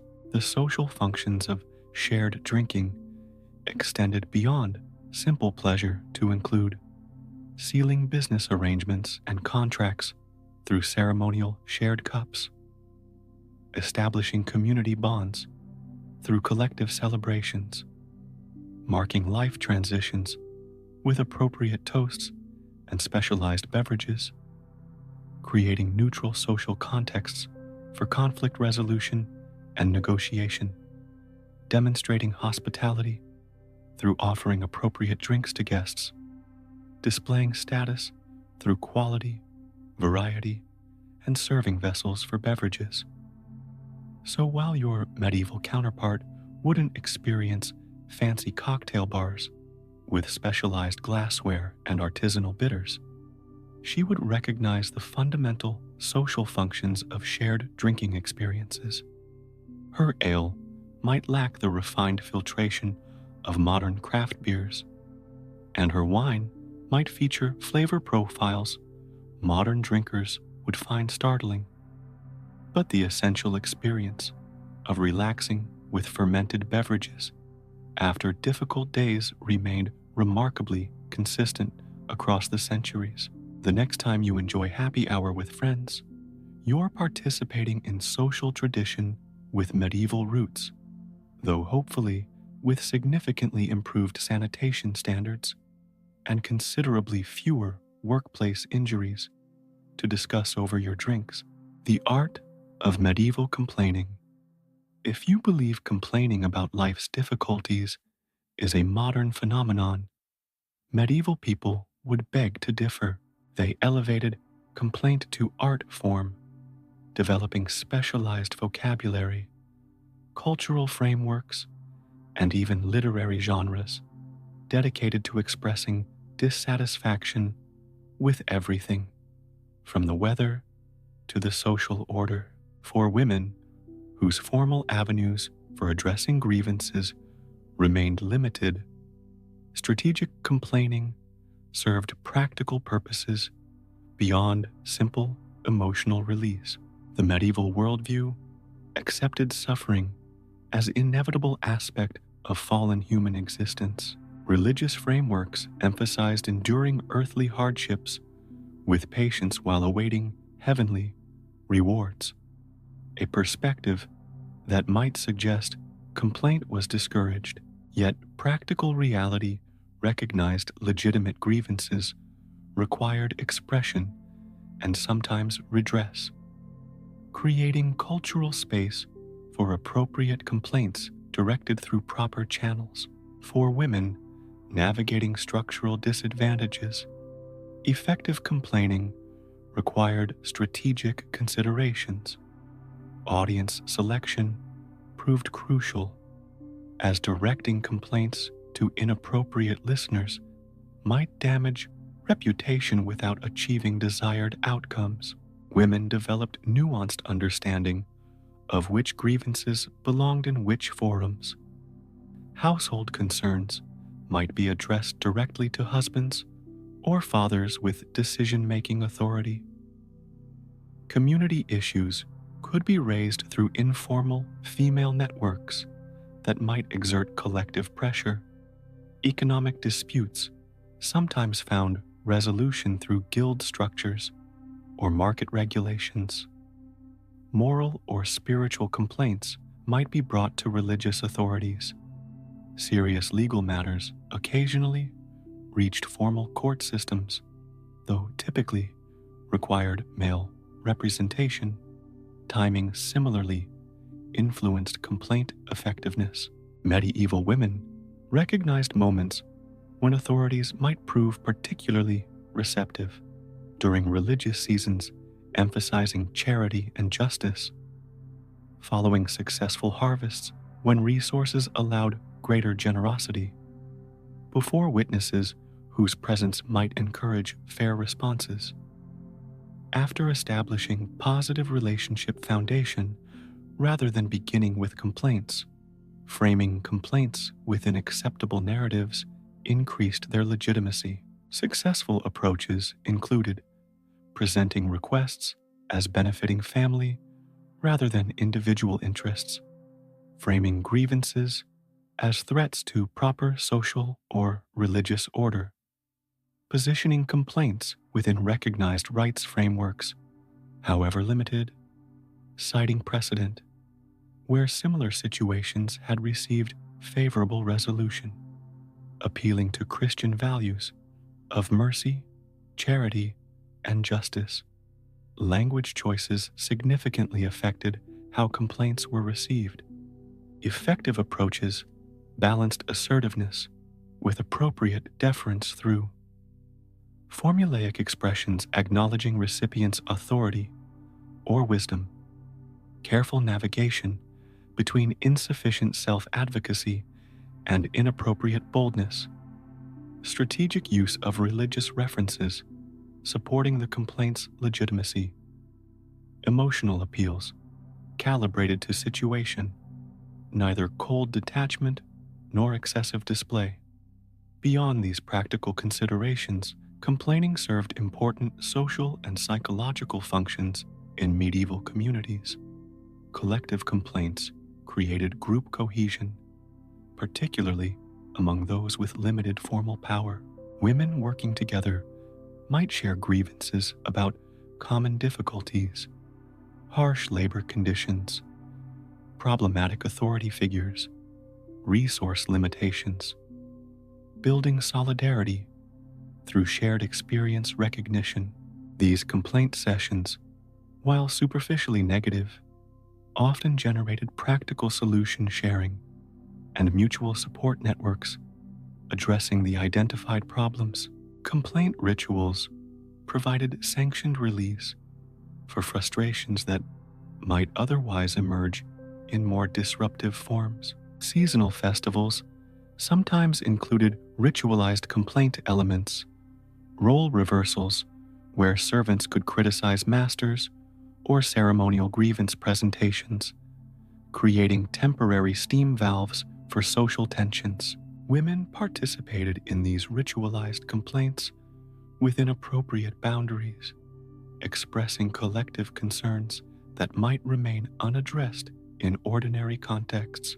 Literary complaints formalized expression of certain grievances, creating culturally recognized forms like laments for deceased loved ones following conventional emotional progressions, courtly love complaints expressing romantic disappointment in stylized forms, religious complaints to God, questioning suffering or seeking divine intervention, social complaints about declining morals or changing customs.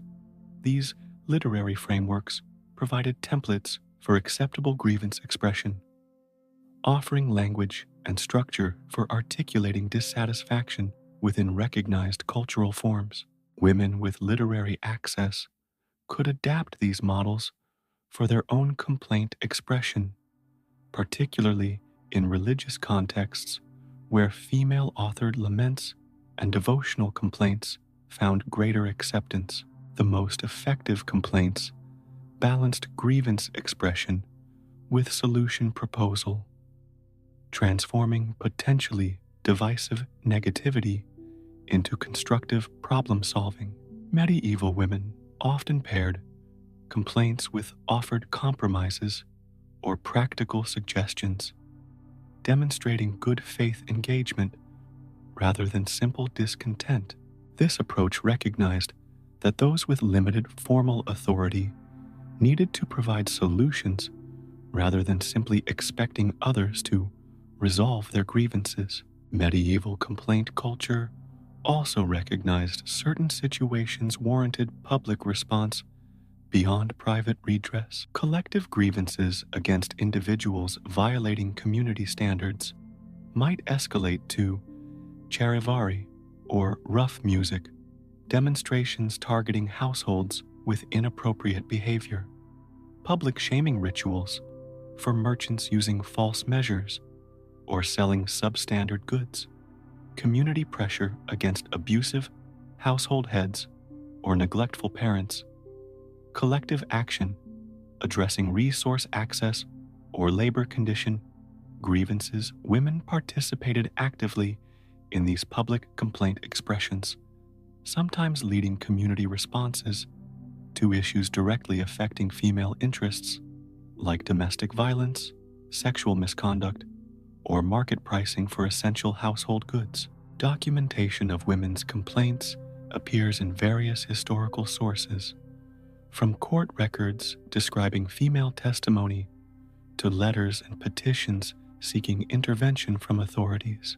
These records reveal medieval women were neither silently accepting of mistreatment nor inappropriately aggressive in grievance expression, but rather strategic navigators of complex social systems with limited formal power but significant informal influence when complaints were effectively presented. So, while your medieval counterpart couldn't post lengthy rants on social media or leave scathing one-star reviews, she participated in sophisticated complaint culture, balancing emotional expression with practical problem solving. Her grievances might be framed in religious language, unfamiliar to modern ears, and her solutions limited by resources and social constraints we've largely transcended. But the fundamental human need to express dissatisfaction and seek improvement remains remarkably consistent across centuries. Next time you compose that strongly worded email or practice your customer service complaint in the mirror, You're participating in ancient tradition of strategic dissatisfaction expression that medieval women would immediately recognize, even if your specific grievances about Wi Fi speeds or airline baggage fees might leave them thoroughly puzzled. So, the next time you're frustrated about slow Wi Fi or lukewarm coffee, just remember you could be waking up next to livestock, drinking questionable water, and dodging accusations of witchcraft for simply knowing how herbs work. Sleep tight, friend. Sweet, historically accurate dreams. Actually, let that sink in for a moment. Your medieval counterpart would find your daily frustrations utterly baffling. Imagine trying to explain to her that you're upset because your pocket sized device, connecting you instantly to the world's collected knowledge, is taking several extra seconds to load cat videos, or that the coffee brought to you from across the globe isn't quite the perfect temperature, or that you're exhausted from having to choose between too many entertainment options last night. Her life consisted of dawn to dusk physical labor, constant awareness of death's proximity, limited geographical mobility, and social constraints we can barely comprehend. Yet evidence suggests medieval people experienced full ranges of human emotion, joy, love, amusement, satisfaction, alongside their hardships. They built communities, created beauty, pursued knowledge, and found meaning within frameworks radically different from our modern experience. This doesn't mean we should romanticize medieval life. The physical suffering, limited opportunities, and social inequalities were very real, nor should we dismiss our modern frustrations as trivial by comparison. Human happiness exists relative to expectations and experiences, not absolute measures. But perhaps understanding how dramatically different daily existence could be helps provide perspective on both historical experience and our current complaints. The medieval woman washing clothes in icy river water while mentally cataloging which herbs to gather for her sick child wasn't a simplified character in a historical backdrop. She was a fully realized human navigating her world with the same cognitive and emotional complexity you bring to your modern existence.